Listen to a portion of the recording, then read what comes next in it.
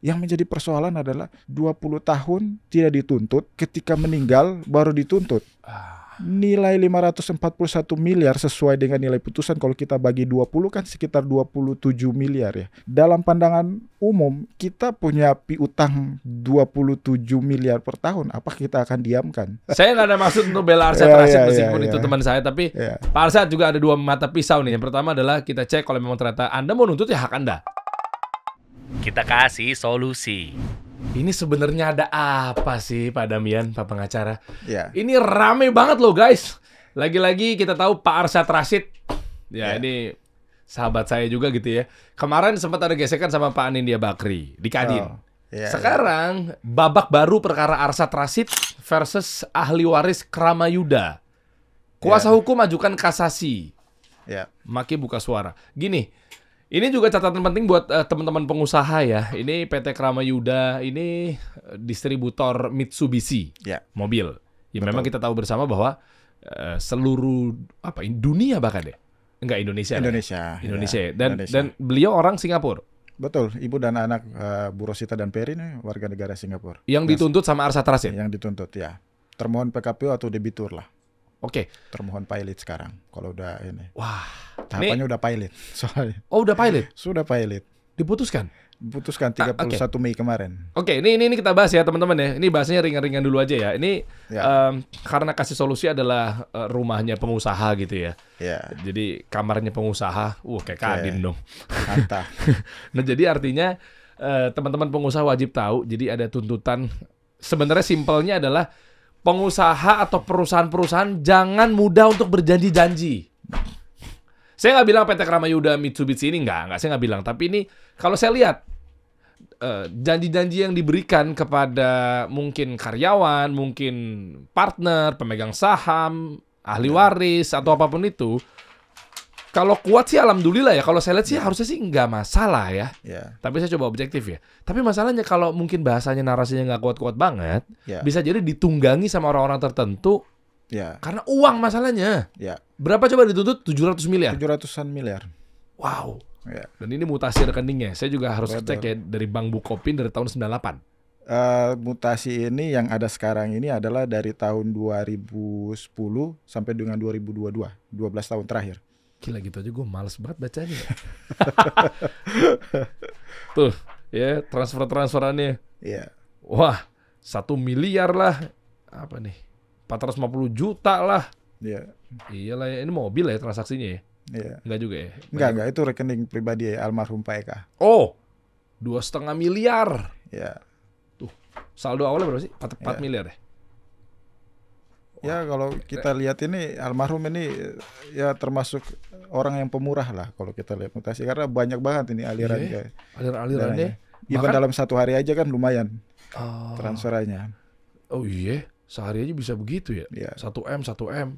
Nanti kita bahas deh ya. Tapi akhirnya gini, saya mulai dari mana nih? Sampai saya runut ya teman-teman ya. Jadi dari dasar dulu nih ya. Ini notarisnya masih hidup nggak? Maaf. Sekarang tuh udah diganti. Udah diganti ya? Udah ganti. Dari sini ini ada akta notaris teman-teman semua. Jadi kita bahas jadi biar kasusnya cepet kelar nih ya. Saya coba objektif di sini. Salah-salah benar-benar. Masalahnya sekarang perusahaan di PT Kramayuda ini dinyatakan pilot. Enggak juga. Pemegang sahamnya. Pemegang sahamnya pilot. Ahli Berarti waris dari pemegang saham. Harta disita dong. Ya, disita, di freeze. Bukan sempat waktu itu hakim memutuskan bahwa ini nggak bisa dijadikan atau ditolak. Utangnya nilai tagihannya yang sudah diputuskan tuh sempat ditolak oleh hakim pengawas dalam proses PKPU ini. Tapi tiba-tiba ada yang janggal. Ya, tiba-tiba itu seharusnya final di situ malah diajukan banding dan diterima dan disuruh lanjut. Ini kan yang menjadi aneh. Berarti ada 2 hakim. Iya. Hakim pengawas sama hakim putusan. Hakim pemutus. Pemutus. Ya, betul. Nah, awalnya bilangnya ini jadi ada tuntutan 700 miliar diadili dan diperiksa oleh hakim pemutus 3 orang. Terus kemudian dinyatakan bahwa terbukti seolah-olah ada utang nilainya 541 miliar di putusan. Terus kemudian ibu dan anak ini selaku termohon atau debitur diposisikan dalam proses PKPU, ya ditempatkan di dalam status PKPU. Terus kemudian diangkatlah yang namanya hakim pengawas untuk mengawas proses PKPU ini, dan diangkat juga yang namanya pengurus. Pengurus itu profesi yang diangkat, dipilih berdasarkan putusan untuk mengurus proses PKPU ini. Jadi ada dua pihak di sini, ada pengurus, ada hakim pengawas, plus juga yang mengawal proses ini adalah hakim pemutus. Kok bisa berubah-berubah ya? Padahal udah diputuskan ya, ditolak kalau ini adalah bukan utang. Oke, gini deh Pak, kita bahas apa ya? Kita mulai ya. Iya. Nanti mungkin Anda bisa beberkan ya. Saya juga harus objektif kalau memang misalnya ternyata memang terbukti salah, ada perjanjiannya. Iya. Ya Anda nggak usah paksa untuk belain klien Anda dong. Oh. Tentang ada pengacara atau gimana? Enggak lah, kita membela hukumnya aja, hak hukumnya yang kita bela. Siap, kita objektif ya teman-teman ya. Iya. Pokoknya salah-salah benar-benar gitu, jangan dipaksa gitu ya. Iya. Henny Singgih SH, notaris DKI Jakarta Raya. Aktanya 20 April 1998. Oke. Kita coba cek dulu ya. Kan ujung-ujungnya harus kita cek akadnya. Betul. Bener ya Pak ya? Betul. Jadi nggak bisa sembarangan nih. Coba akadnya. Aturan mainnya kan di situ sebenarnya. Ya, kita berangkat dari sini nih. Baru terketahuan nih. Betul. Apakah ahli waris dari orang-orang ini, dan siapakah yang diwariskan, itu juga kita harus cari tahu. Betul. Kenapa jadi ahli waris yang nuntut? Apakah yang diwariskan itu adalah masih hidup sampai sekarang? Nah, nanti kita bahas nih. Pihak pertama siapa? Berarti di sini. Pak Syarnobi Said. Pak Syarnobi Said ini ya, yang memang kakek dari Pak Eri, klien saya, atau mertua dari Ibu Rosita, klien saya. Dituntut ya. Ibu dan anak ini. Pemilik perusahaan. Ya, 99% pemegang saham pada saat itu. Jadi Pak Syarnobi ini 99% betul. Pemegang saham, 1% temannya. Ya. Masih hidup juga. Sampai sekarang masih hidup. Kalau beliau Pak Syarnobi sudah meninggal. Pak Syarnobi udah meninggal. Pihak pertama memberikan kepada pihak kedua bonus sebesar 18% dari keuntungan bersih perseroan, dengan ketentuan apabila perseroan memperoleh keuntungan dengan perincian sebagai berikut. Kepada Tuan Haji Abi Hasan Said tersebut sebanyak 5%. Kepada Tuan Makmunar Rashid tersebut sebanyak 5%.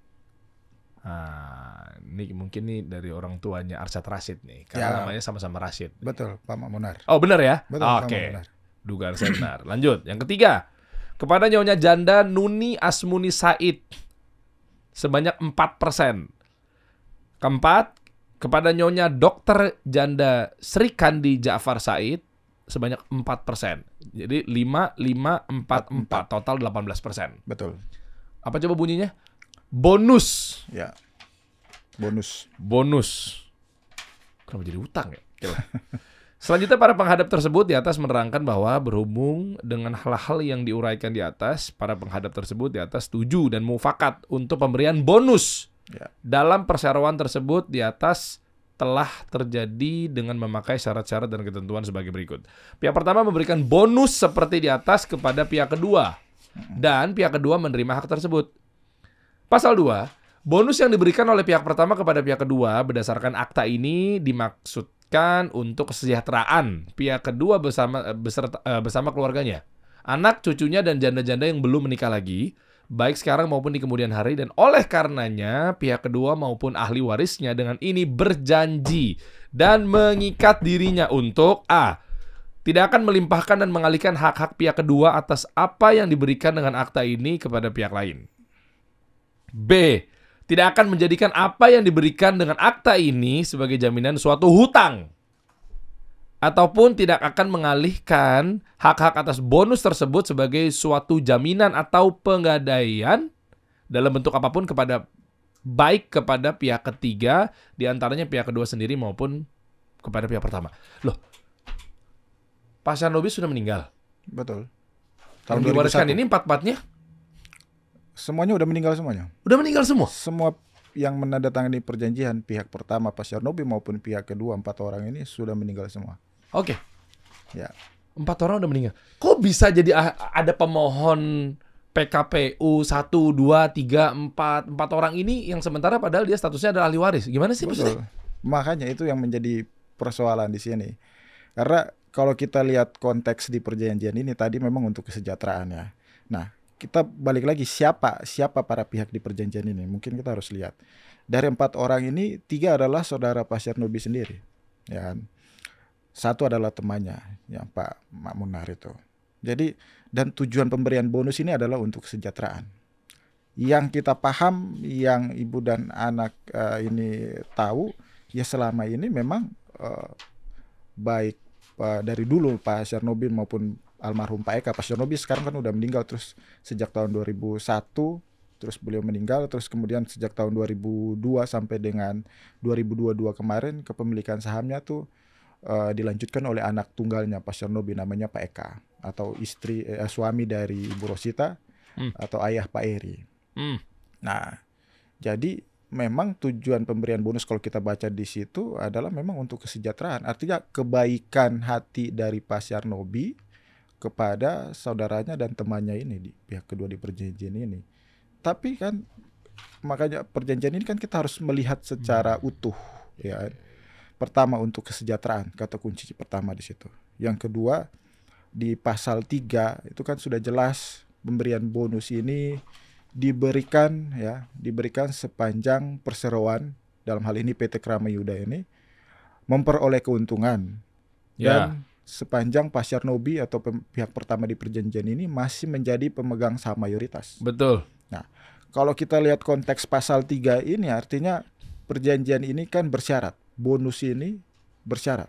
Udah bonus bersyarat lagi. Bersyarat lagi. Okay. Ya, sepanjang untung PT Krama Yudanya dan sepanjang masih menjadi pemegang saham mayoritas. Cek aja, untung nggak?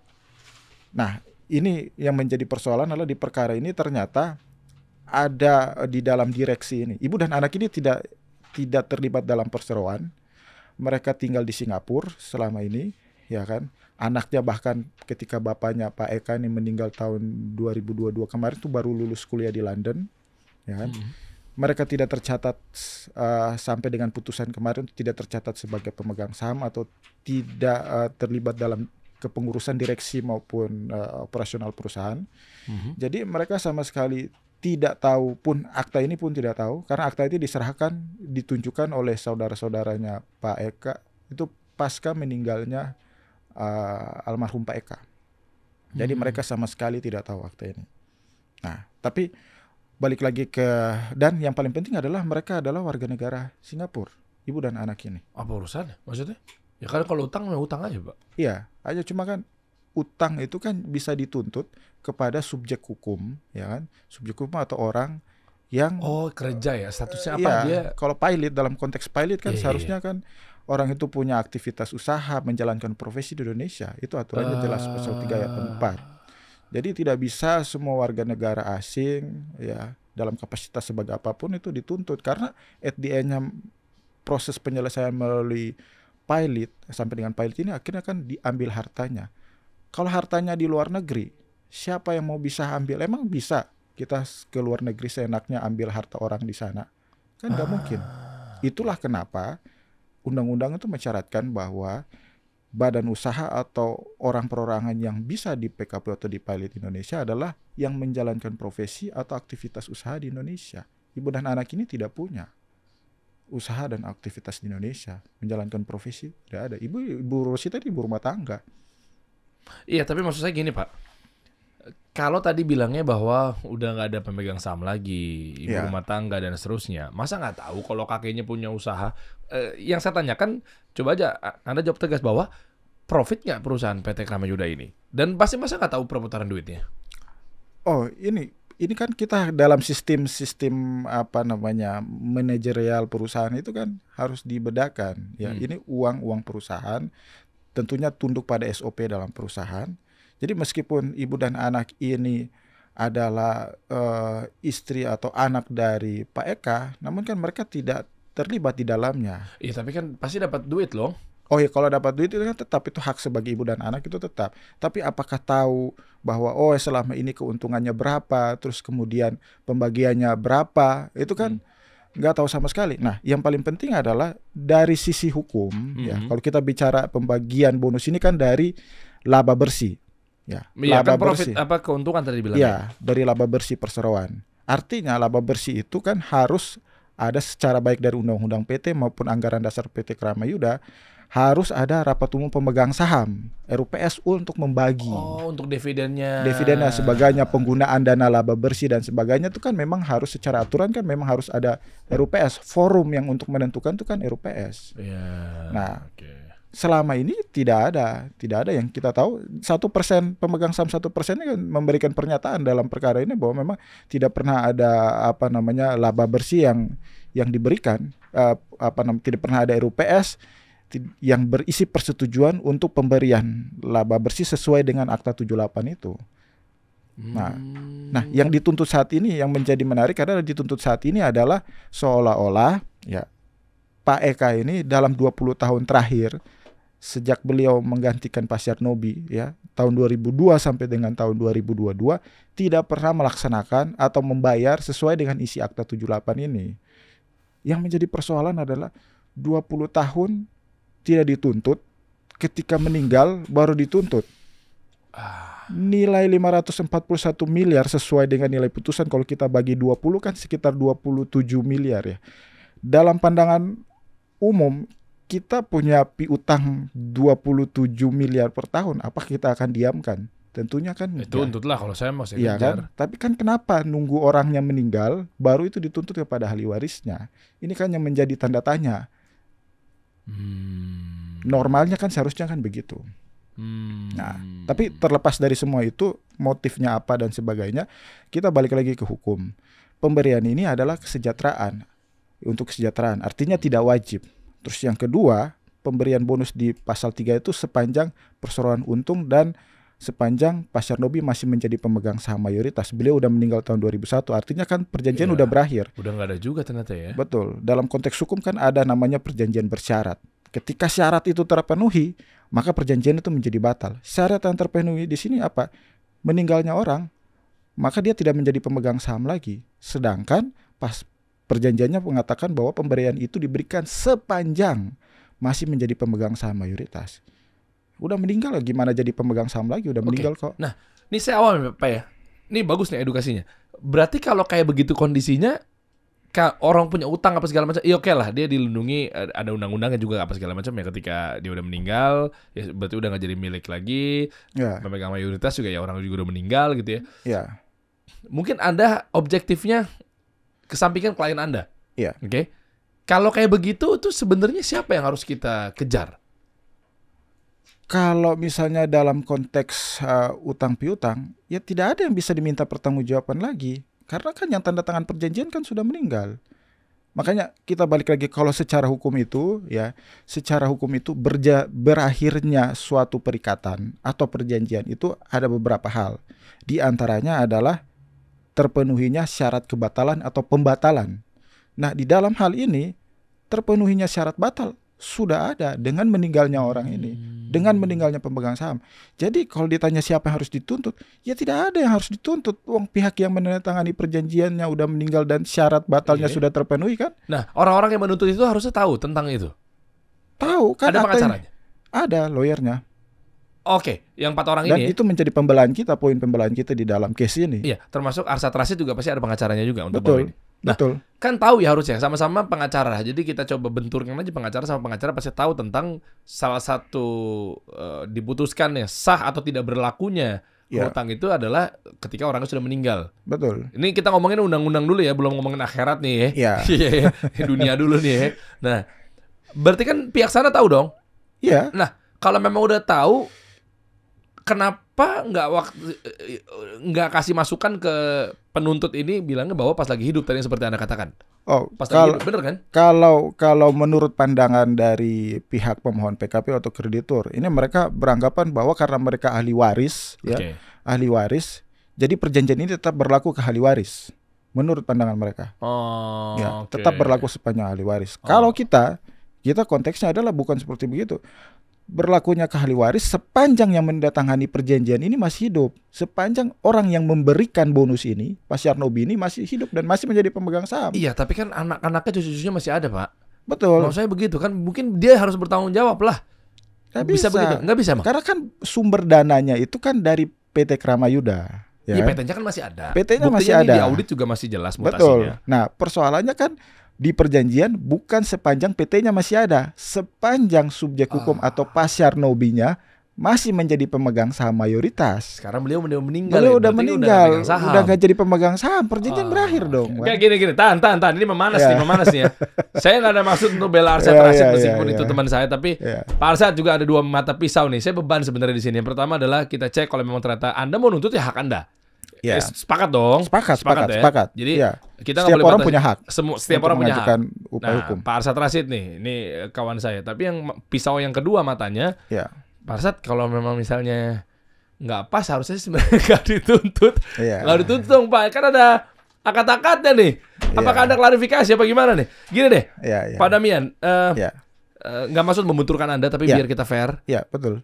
Kita tanyakan sama memang yang menurut saya adalah orang ini pantas untuk berbicara. Iya. Anda siap ya? Siap. Saya bawakan Profesor Dr. Rahayu.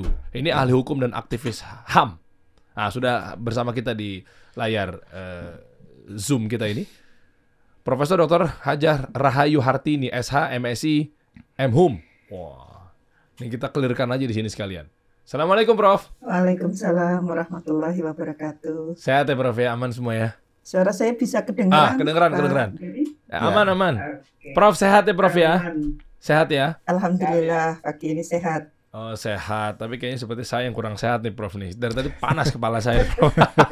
Saya butuh Anda di sini Prof. Saya butuh Anda nih. Artinya singkat aja Prof ya, mudah-mudahan juga tadi Anda sudah sedikit menyimak gitu ya. Ya sedikit banyak lah dengan perhelatan ini. Sebenarnya bagaimana sih cara menanggulanginya ketika ada yang dianggap ada hutang piutang, tapi sementara pihak yang memberikan satu perjanjian ini adalah ternyata dijanjikannya bentuknya bonus. Terus juga jika masih ada orangnya, sementara sekarang udah meninggal, ya kan? Dan selagi memang perusahaannya untung, sekarang dinyatakan pilot, puyeng banget dah. Itulah kenapa saya ngambilnya bukan SH tapi komunikasi ya. Pusing. Sebenarnya gimana sih Prof nih? Menurut undang-undang nih? Iya, terima kasih. Tadi saya ikut mendengarkan ya obrolan dari Pak Damian dengan Pak Bang Dery ya. Ya, siap Prof. Ya. Dari yang disampaikan tadi ternyata kemudian ada banyak pertanyaan itu. Mungkin saya juga harus ngurutkan dulu. Oke. Tadi ada perjanjian awalnya, meskipun tadi disampaikan, para pengusaha hati-hati loh ya, kalau mau memberi bonus kayak apa kayak namanya.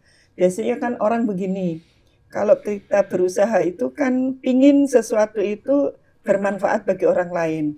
Maka karena pas ada rezeki, pas murah begitu, oke deh nanti kalau perusahaan saya untung, kamu tak kasih bonus ya, misalnya seperti itu. Kalau sekarang ini bonusnya bisa umroh, bisa haji, bisa yang lain misalnya. Nah, dari mengikuti kasus tadi, ternyata ada perjanjian ya, pemberian bonus dari PT Kramayuda kepada 4 orang, dan itu sudah dibuatkan suatu akte notaris tahun 78 kalau tidak salah. 98 Prof. Bonus 98 Prof. Ketika perusahaan saya untung, bonus diberikan sejumlah 18% untuk 4 orang, 5%, 5%, 4%, 4%. Tetapi yang lupa juga diperhatikan, yang memberi bonus ini ternyata juga sudah meninggal.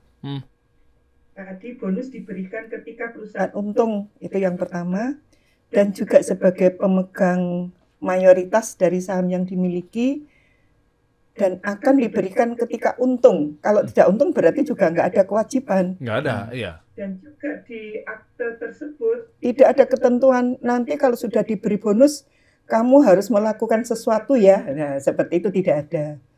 Artinya jika dilihat dari isi akte itu sendiri, ini merupakan suatu perjanjian yang sifatnya adalah sepihak, dalam arti tidak ada kewajiban apapun bagi pihak yang menerima. Bagi pihak yang memberi hanya punya kewajiban, jika untung maka akan saya beri bonus demi untuk kesejahteraan keluarga, anggota, bahkan tadi anak cucu, janda yang belum menikah dan seterusnya. Iya.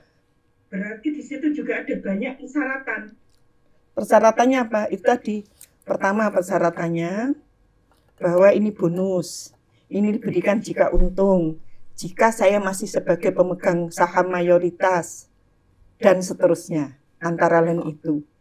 Kemudian juga yang harus diperhatikan, ini pemberi bonus ini kalau masih hidup berarti pemegang saham. Kalau sudah meninggal kan bukan pemegang saham juga. Berarti kalau sudah meninggal termasuk syaratnya hilang, batal. Berarti sudah nggak ada kewajiban lagi. Begitu juga yang diberi bonus ini adalah tidak boleh mengalihkan, menjaminkan, dan lain sebagainya. Dan untuk siapa? Hanya untuk yang diberi, yang nama-namanya ada di situ. Juga bukan untuk para ahli waris. Karena nggak ada ketentuan di situ. Nah, sehingga seharusnya ketika si pemberi bonus sudah meninggal, apalagi juga penerima bonus sudah meninggal, sudah nggak ada kewajiban apa-apa. Menurut saya begitu. Nah, ini kalau kita melihat ke perikatan atau perjanjian. Nah, apalagi kalau tadi dibawa, loh kok ini dibawa ke kepailitan, dibawa ke PKPU dan lain sebagainya. Ini sudah jauh dari yang seharusnya. Nah, gitu Bang Dery kira-kira yang sementara bisa saya sampaikan. Terima kasih Prof. Rahayu. Wow, beda emang ya. Kalau emang udah ada gelar depannya tuh Prof sampai detail ya. Saya juga nggak kepikir tadi ternyata ya. Apakah sudah memenuhi syarat juga dari sisi tadi kan janda? Ya kan dibagikannya juga kan janda atau apa tadi kan? Sampai kepikir juga. Nggak tahu deh. Memang banyak bersyarat di perjanjian ini, Mas. Makasih, Prof. Wah, ini detail sekali ya. Saya jadi kepikirnya gini, Prof. Berarti selain kita ngomongin lebih panjang dulu deh, mengenai pilot itu masih nantar gitu ya? Masih jauh gitu. Iya, masih jauh betul.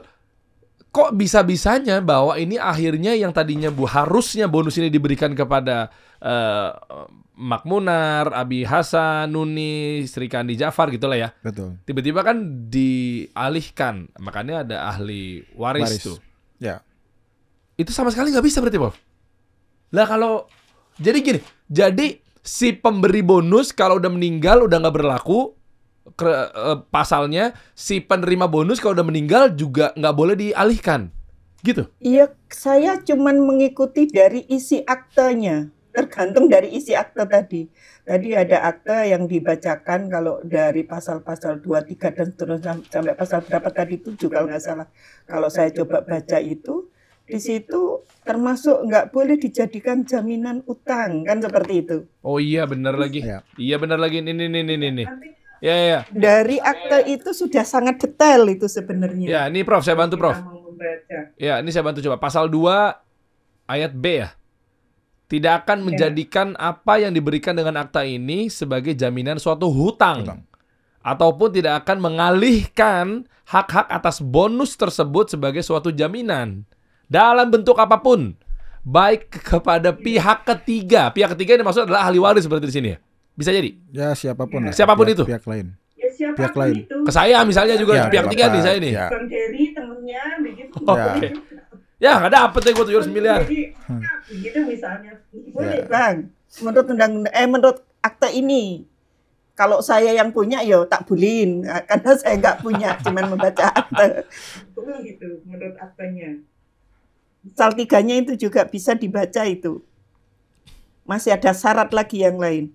Pemberian bonus tersebut di atas hanya diberikan apabila perseroan memperoleh keuntungan dan pihak pertama masih menjadi pemegang saham mayoritas dalam perseroan. Mohon maaf, misalnya pemberi manfaat ini yang tadi berjanji untuk memberikan bonus masih hidup misalnya, tapi perusahaannya lagi rugi, nggak ada juga kewajiban. Tetap harus memberi 18%, nggak ada.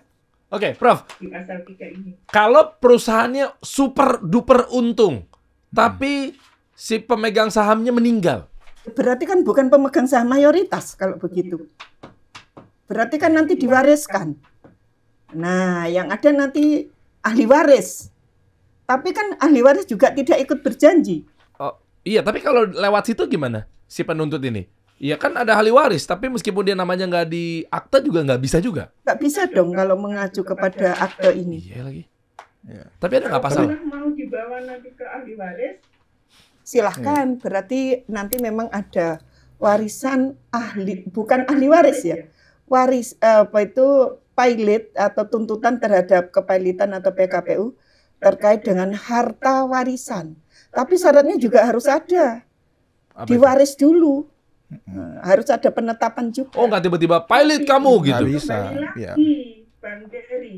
Iya. Kembali lagi, ini bukan perjanjian yang ada sifatnya timbal balik. Ini perjanjian sepihak, perjanjian alam, perjanjian sukarela. Artinya cuman ada hak saja bagi yang menerima. Dan cuman ada kewajiban saja bagi yang memberikan. Nah ini yang juga harus difahami ya, berbeda dengan misalnya jual beli begitu. Kalau jual beli ini ada hak dan kewajiban.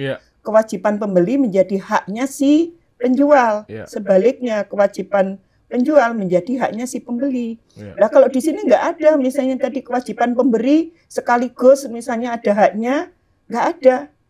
Atau tadi misalnya dari yang penerima, yang si 4 orang tadi, punya kewajiban kamu harus membuat laporan bahwa ini sudah saya beri dan seterusnya. Kan nggak ada juga. Nggak ada juga ya. Jadi sebenarnya 4 orang ini maunya apa sih? Misalnya begini, oke Bang Dery, saya punya HP, saya berikan kepada Bang Dery. Iya. Ya sudah selesai. Saya berikan saja. Nggak ada Bang Dery, besok saya bayar ya. Atau besok saya, apa istilahnya, karena saya sudah dibaiki gitu, ya sudah besok tak kasih teh, tak kasih kopi. Nggak ada, tapi kalau mau ngasih sih boleh-boleh saja. Tapi nggak ada, saya harus menuntut, wah ini karena kemarin sudah saya kasih HP, berarti kamu harus memberikan misalnya aja, oh ini laptopnya misalnya seperti itu. Kan nggak juga, nggak ada kewajiban itu. Jadi maka bisa saya katakan perikatan ini perikatan sukarela atau perikatan alam wajar istilahnya itu. Cuman memberi saja.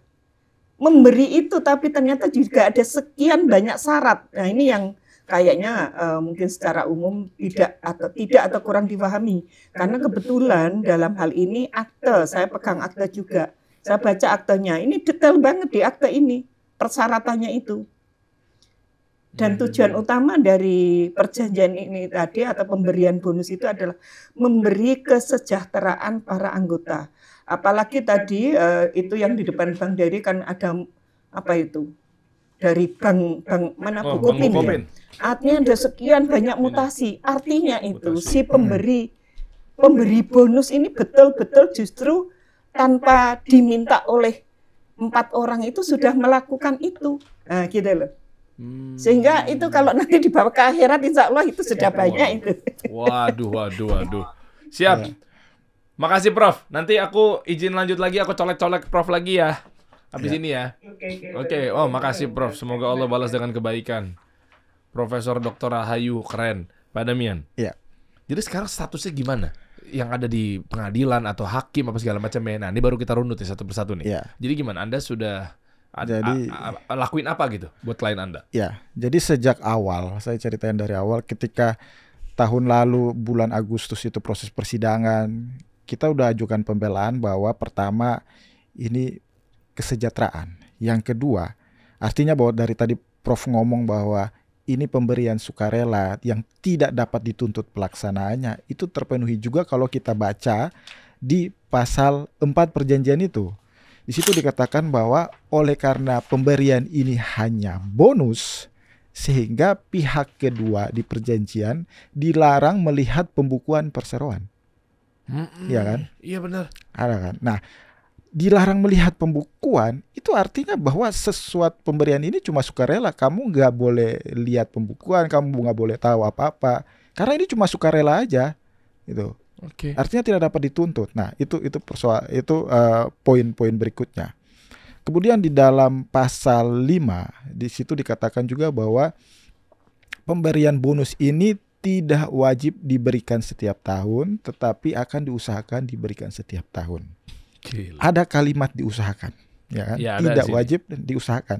Terminologi diusahakan ini kan bukan sesuatu yang wajib, ya kan? Nah, makanya di satu sisi juga pada saat permohonan ini diajukan, ibu dan anak ini belum memperoleh penetapan ahli waris sebagai mereka belum ditetapkan sebagai ahli waris dari almarhum Pak Eka. Artinya bahwa dengan belum ada penetapan ahli waris, maka mereka belum bisa dituntut untuk bertanggung jawab kalau benar itu ada utang. Karena tahapan menerima waris baik utang maupun harta adalah harus ada penetapan ahli waris, menyatakan menerima atau menolak warisan itu, baru kemudian bisa diminta pertanggungjawaban. Jadi sudah jelas semuanya. Tidak, ibaratnya kayak belum matang nih persoalan ini. Belum terlepas dari masalah substansi perjanjian tadi. Nah, di sisi lain mereka adalah warga negara Singapura, ya kan? Sehingga tidak bisa dimintain pertanggungjawaban. Kalau mereka dipilotkan dalam konteks saat ini, mereka dipilotkan, lah terus bagaimana ngambil hartanya di Singapura? Emang hukum Indonesia berlaku terhadap Singapura? Bisa diambil comot hartanya di sana seenaknya aja? Kan nggak mungkin. Dalam undang-undang kepilotan kita kan belum memungkinkan itu.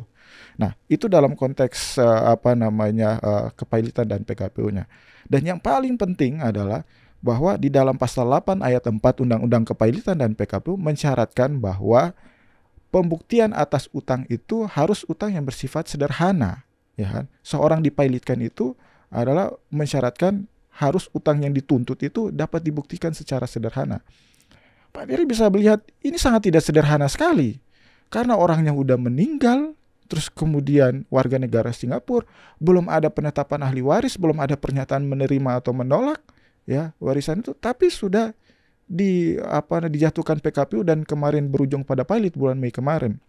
Nah, yang menarik adalah status dibuktikan utang itu harus dibuktikan secara sederhana adalah terkait dengan keberadaan utang sendiri maupun jatuh temponya. Kalau kita bicara konteks keberadaan utang sendiri, ini sangat tidak jelas karena pertama sudah batal sejak meninggalnya almarhum Pak Syarnobi tadi sesuai dengan pasal 3 di perjanjian. Nah, terus kemudian tidak berlaku ke ahli waris ya. Dan yang paling penting adalah dilihat dari konteks jatuh tempo perjanjian, tidak jelas sama sekali. Perjanjian ini kan tidak jelas sama sekali. Karena apa? Di situ akan diusahakan ya, sepanjang persoalan peroleh keuntungan akan diusahakan diberikan. Artinya bahwa syarat seseorang di PKPU dan pilot ya dengan utang yang dapat dibuktikan secara sederhana di dalam perkara ini tidak terpenuhi. Rata-rata orang dipilotkan itu atau di PKPU itu kan kalau konteksnya utangnya sudah sederhana, dibuktikan secara sederhana. Contoh sederhana adalah ada pengakuan dari si yang berutang, atau perjanjiannya sudah jelas, jatuh temponya sudah jelas. Contoh kita kredit mobil atau kendaraan, itu kan tenggang waktu pembayaran kan jelas di perjanjian. Begitu tidak dibayar, maka bisa diajukan itu. Kayak kita kredit rumah lah, begitu kita nggak bayar, perjanjiannya udah jelas, jatuh temponya kapan, utangnya berapa, nilainya udah pasti, bunganya sudah ditentukan semuanya. Nah, dalam konteks ini sama sekali tidak memenuhi syarat perjanjian utang yang dibuktikan secara sederhana, sehingga tidak pantas diselesaikan melalui mekanisme PKPU dan pilot ini. Makanya waktu itu kita ngomong utang ini tidak sederhana, sedangkan fungsi pengadilan niaga itu hanya untuk mengadili utang piutang yang sifatnya sederhana. Kalau tidak sederhana gimana? Penyelesaiannya adalah di peradilan umum, bukan pengadilan niaga. Supaya apa? Supaya nilainya pasti dulu. Nilainya pasti, perjanjian ini berlaku apa enggak sampai ke ahli waris atau siapapun. Nah, itu harus dipastikan terlebih dahulu di pengadilan peradilan umum, gugatan perdata biasa, bukan konteks PKPU dan pilot. Karena PKPU dan pilot ini memberikan konsekuensi yang begitu besar kepada si debitur karena prosesnya cepat, kemudian hartanya diambil. Nah, sehingga proses pembuktiannya itu seharusnya sederhana. Tidak pantas perkara-perkara yang seperti begini itu masuk ke dalam penyelesaian melalui mekanisme PKPU dan pilot. Wow. Itu. Wow. Kira gue lagi cermatin, nyari celahnya. Iya ya, kenapa tiba-tiba pilot kan? Tapi gini, mundur dikit. Ada upaya nggak? Atau mungkin ada aliran dana nggak yang pernah dilakukan oleh Pak Syarnobi ini? Ya. Yang tadinya masih menjabat atau mungkin masih memegang saham gitu ya. Ya. Pernah ada masuk transfer gitu ke 4 orang terkait? Nah, kalau kita bicara aliran dana dari Pak Syarnobi, itu yang kita nggak tahu sama sekali karena beliau udah meninggal.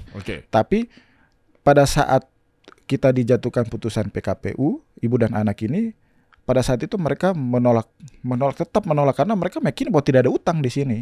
Akhirnya hakim pengawas menyelesaikan persoalan ini dengan menolak tagihan. Pertimbangan hakim pengawas pada saat itu sangat menarik sekali, Pak Dery. Karena pertama, bahwa ibu dan anak ini tidak menandatangani perjanjian. Yang kedua, pemberian bonus itu, namanya bonus itu atau laba bersih, di situ dikatakan bahwa pemberian bonus yang bersumber dari laba bersih, yang namanya laba bersih harus dibuktikan dengan laporan keuangan. Pastilah. Kalaupun itu memang utang, harus dibuktikan laporan keuangan. Sedangkan dalam perkara ini tidak ada laporan keuangan PT Kramayuda yang disajikan sebagai dasar untuk membuktikan bahwa perhitungan nilainya itu adalah segini. Bahkan dikatakan di pasal ke-4 tadi ya. Ya. 4 apa dilarang melihat di pasal 4, dilarang melihat pembukuan. Iya benar. Tuh, maka pihak kedua tidak diperkenankan untuk melihat pembukuan perseroan. Ya. Artinya bahwa kalaupun ada laba bersih, mereka dilarang melihat. Karena tadi konteks tadi balik lagi tidak wajib diberikan tapi diusahakan kan. Benar tadi kata Prof kan dia bilang bahwa ini ternyata ini udah lengkap banget loh di perjanjiannya. udah komplit loh, maksudnya ini gimana sih gitu loh kalau masih dipaksakan untuk ini ada hutang apa segala macamnya. Berarti kita runut secara teknis Pak Damian. Hakim yang pemutus pertama menyatakan kita PKPU di tanggal 7 September tahun lalu. Terus kemudian proses PKPU berjalan. Proses PKPU itu kan diawali dengan pengumuman. Siapa yang punya tagihan silakan mendaftar, siapapun di luar pemohon. Nah, faktanya tidak ada yang menagih selain 4 orang di perjanjian ini di perkara ini. Tidak ada pihak lain. Dari situ aja kan sudah terlihat bahwa almarhum ini Pak Eka ini bukan orang yang suka berutang kan. Mutasi rekening kan kita bisa lihat bahwa begitu banyak aliran dana. Nah, dari situ kemudian ditolak kita menolak tagihan dan kemudian hakim pengawas itu menetapkan menolak tagihan, tapi kemudian ini penetapan hakim pengawas seharusnya final, malah diajukan banding yang seharusnya tidak boleh terjadi. Akhirnya berlanjutlah putusan banding ini diadili oleh hakim pemutus yang awalnya memutus kita dalam PKPU. Kok bisa sih? Itulah yang seharusnya kan nggak bisa, Pak. Itu aturannya memang nggak bisa. Mau dibolak-balik gimana pun putusan hakim pengawas itu final. Terus tiba-tiba ini diajukan upaya hukum banding kepada hakim yang pemutus. Dan akhirnya hakim pemutus ini membatalkan penetapan hakim pengawas dan menyuruh lanjutkan proses PKPU ini. Yang ini kan menjadi persoalan lagi di sini. Yang tahu semua proses PKPU ini lebih detail adalah hakim pengawas karena dialah yang terlibat dalam proses verifikasi, rapat-rapat kreditur yang berlangsung berbulan-bulan. Itu hakim pengawas. Jadi penetapan hakim pengawas itu seharusnya final di situ. Hakim itu wasit gitu ya. Betul. Apakah jangan-jangan Anda berteman dengan wasit dari negara Oman yang memimpin pertandingan Indonesia Bahrain? Kok mirip-mirip? Karena waktu adalah uang masalahnya, Pak. Time is money. Waktu adalah uang. Jadi semakin banyak waktunya, uangnya juga makin banyak. Makanya berlanjut tadi ke Pak Diri. Makanya ketika disuruh lanjutkan, akhirnya di titik itulah ibu dan anak ini mengurus penetapan ahli waris di bulan Februari tahun ini, Februari kemarin baru ngurus. Tujuannya apa?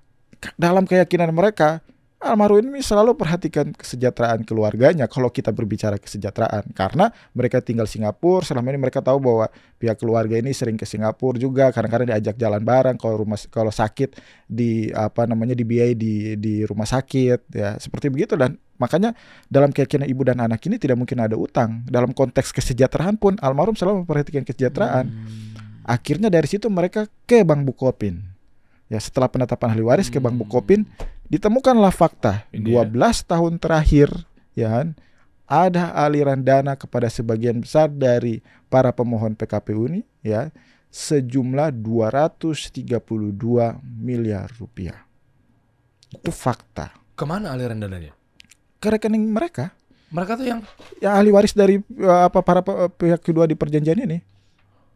Mak Munar, Abi Hasan, Nuni Asmuni, Sri Kandi Ja'far. Ya. Ada masuk 232 miliar.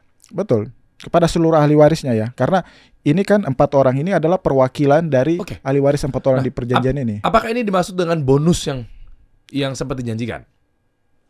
Kalau kita berbicara dalam konteks ini apakah itu bonus atau apapun, tentunya ini kan para pihak yang namanya tercantum dalam hal ini Pak Eka kan sudah meninggal. Kita nggak tahu juga ini pemberian ini untuk apa. Itu tahun berapa? Di 2010 sampai dengan tahun 2022. Berarti beliau masih hidup ya? Masih hidup. Oke. 2010 sampai 2022 ada aliran dana transferan 232 miliar kepada empat-empatnya rata nih. Bagi rata atau sesuai dengan nilainya bervariasi. Nilainya bervariasi. Jadi begitu ada masuk ke Makmunar sekian. Kebiasaan sekian dan seterusnya itu totalnya 232 miliar. Iya. Nah, sebagian besar ya, tidak semuanya, sebagian besar. Ya. Ini nggak tahu, ini analisa bodohnya saya aja. Ya. Apakah jangan-jangan itu dinyatakan sebagai bonus yang memang ternyata baiknya Bapak Syarnobi ini, kan? Ya udahlah, karena memang gue juga udah menjanjikan apa segala macamnya, gue kirimin bonus. Nah, pertanyaannya, itu aliran dananya dari rekening almarhum Pak Eka. Almarhum Pak Ekanya. Bukan almarhum Pak Syarnobi. Ya, karena Pak Syarnobi kan sudah meninggal dari tahun 2001. Oke. Sedangkan aliran dananya itu aliran dana dari rekening almarhum Pak Eka sejak tahun 2010 sampai dengan 2022. Oke, berarti anak tunggal ya, tunggalnya Pak Syarnobi. Ya, ini pihak pertama beliau, anak tunggalnya atau anak dari pemilik perusahaan PT Kramayuda itu ada transferan lah ke 4 orang ini. Yang 4-4-nya ada di akta nama-namanya. Betul, ahli waris. Itu apa transferan itu? Apakah ada tuntutan sebelumnya dari mereka ke Pak Eka? Aku tiba-tiba ada kirimin dana atau memang berteman atau? Makanya selama ini kan tadi saya katakan bahwa 3 dari 4 orang di perjanjian ini adalah keluarganya Pak Syarnobi, ya kan? Keluarga Pak Syarnobi sendiri, ya kan? 1 adalah kalau nggak salah kakaknya, yang 2 adalah ipar yang para janda ini. Nah. Saya kalau nggak salah ada semua udah meninggal. Catatan sebentar Pak. Maaf nih. Kalau nggak salah saya punya catatan ya, karena saya bentar lumayan ngikutin juga nih. Iya. Mana tadi catatannya adalah Pak Syarnobi Said, kakek pemegang saham mayoritas 99%. Iya. Eka Said adalah beliau ayah dari Rosita. Ayah dari Pak Eri. Ayah dari Pak Eri ya. Atau suami Bu Rosita. Suami Bu Rosita. Bu Rosita. Eri Said. Anaknya Pak Eka. Anaknya Pak Eka. Penuntutnya Arsyad Rashid, Said Persana, Indra P. Said, dan Daud Khairizal. Nah, ternyata yang selain Arsyad Rashid ini adalah saudara Syarnobi Said. Betul. Atau Om Eri Said. Betul, om-omnya sendiri. Om-omnya sendiri. Di luar dari Arsyad Rashid. Betul. Berarti 4 orang ini ada nama-namanya di sini? Ya. Ada nama-namanya? Ada Pak. Selaku pemohon PKPU kan. Oke, pemohon. Tapi tidak ada di akta ya? Mereka tidak ada di akta karena mereka semua adalah ahli waris dari pihak kedua di perjanjian. Gila, kompleks juga ya berarti ya. Makanya sangat kompleks sekali kan. Tidak pantas ini diselesaikan melalui proses PKPU dan pilot. Terus tiba-tiba PKPU dikabulkan, pilot dikabulkan juga. Pilot dikabulkan juga? Iya. Bulan Mei kemarin? Jadi sekarang nyatakan pilot? Nyatakan pilot, status pilot. PT Kramayuda ini? Bukan, ibu dan anak ini. Ibu sama anaknya. Jadi dia hartanya disita dong? Ya, harta yang bersumber. Tapi disita sama siapa ya? Kalau sita umum kan memang kalau pilot itu sita umum otomatis dari iya, hukum. Kan di Singapura nih. Iya. Disitanya? Yang ada di Indonesia. Nah, persoalannya kan menjadi rancu di sini karena apabila konteksnya adalah mereka sebagai ahli waris, maka termasuk harta-harta di Singapura, padahal putusannya nggak berlaku untuk mereka di sana kan. Aneh, jadi kacau di sini. Maksud saya itu. Jadi ibu tadi ya, ibu anak ya? Iya. Saya lupa namanya mirip-mirip nih. Said. Ibu Rosita dan Eri. Ibu Rosita dan Eri. Pak Eri, ya. Ibu Rosita dan Pak Eri. Ya. Ini hartanya lenyap udah langsung ya? Ya. Ya, bisa begitu dah. Penasaran mereka nggak punya harta di Indonesia. Yang ada adalah warisan dari almarhum kan. Kalau mau Singapura emang bisa ngambil di Singapura.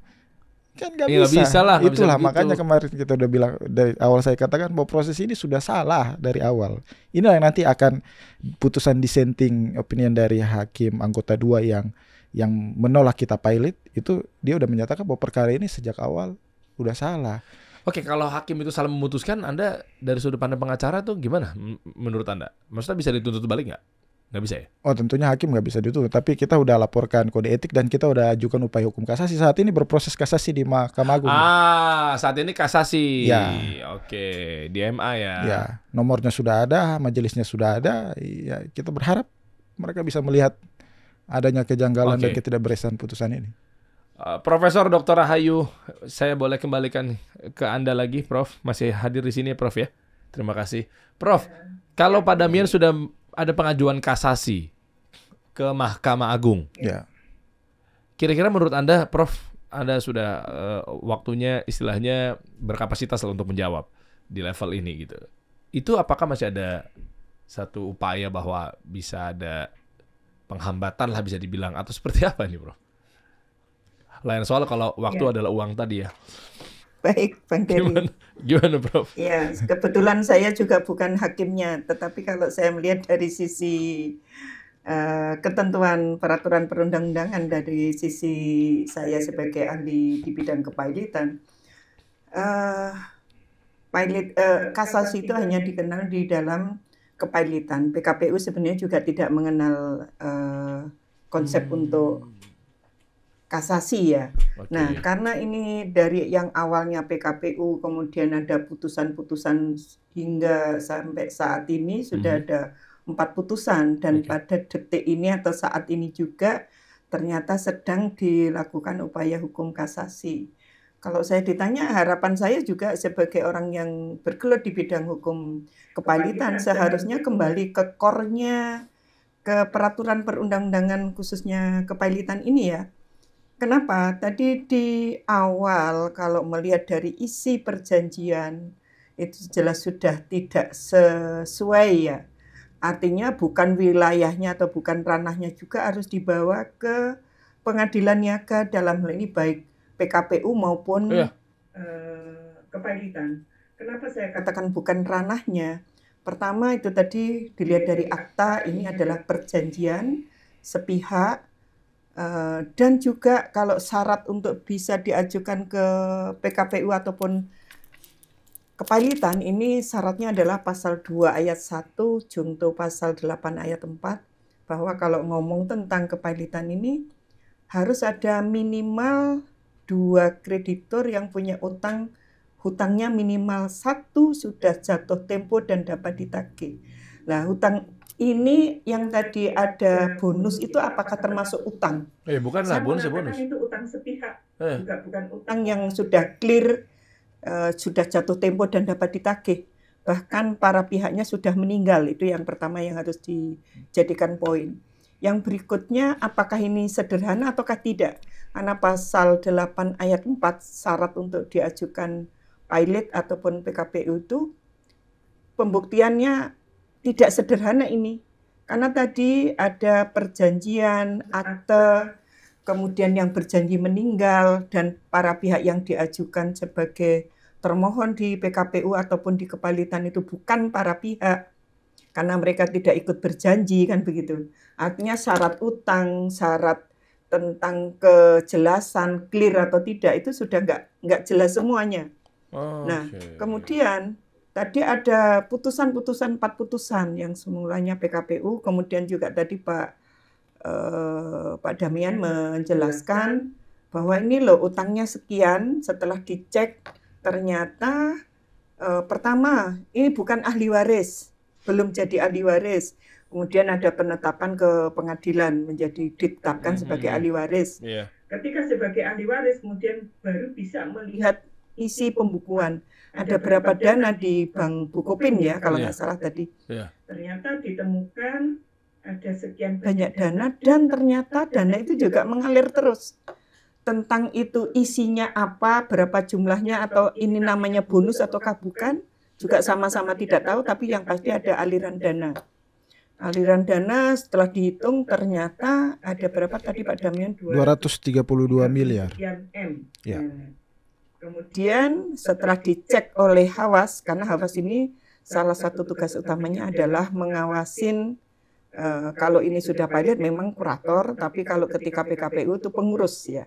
Setelah dicek semuanya ternyata utangnya lebih kecil dibandingkan dana yang ada di situ. Maka si termohon Bu Rosita dan Pak Pak Eri ya, karena sudah capek katanya tadi udahlah nggak apa-apa dibayar saja.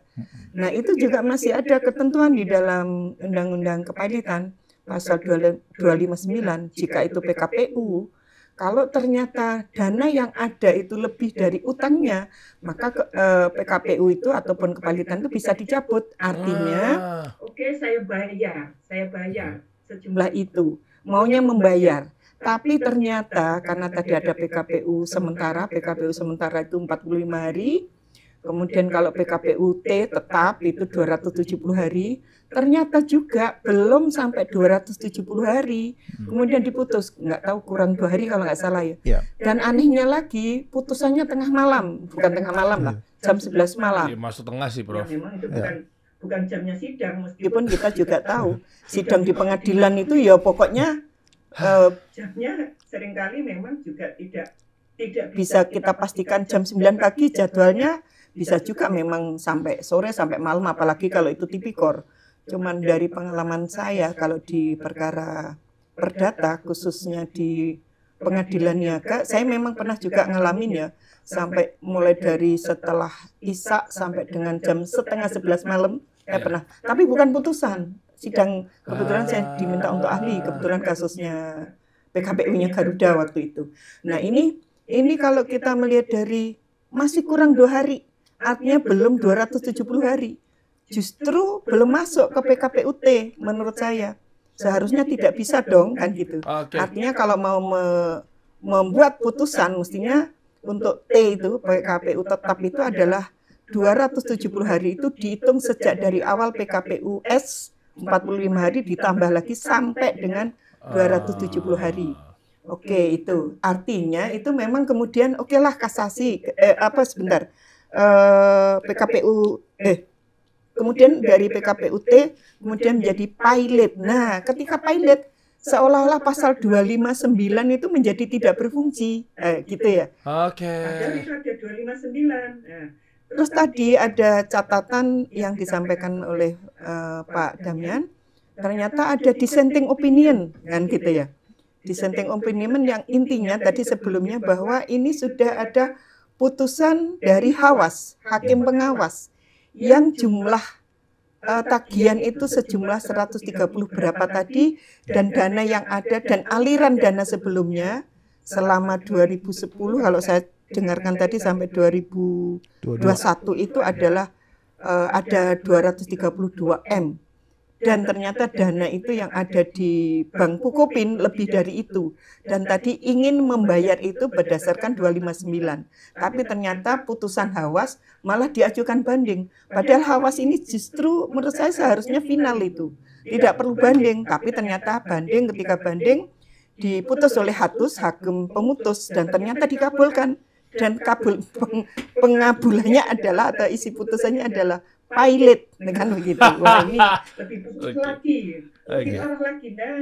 Saya sih kalau bicara di bidang kepailitan dan PKPU, saya termasuk yang berharap banyak, berharap cukup besar, sangat besar.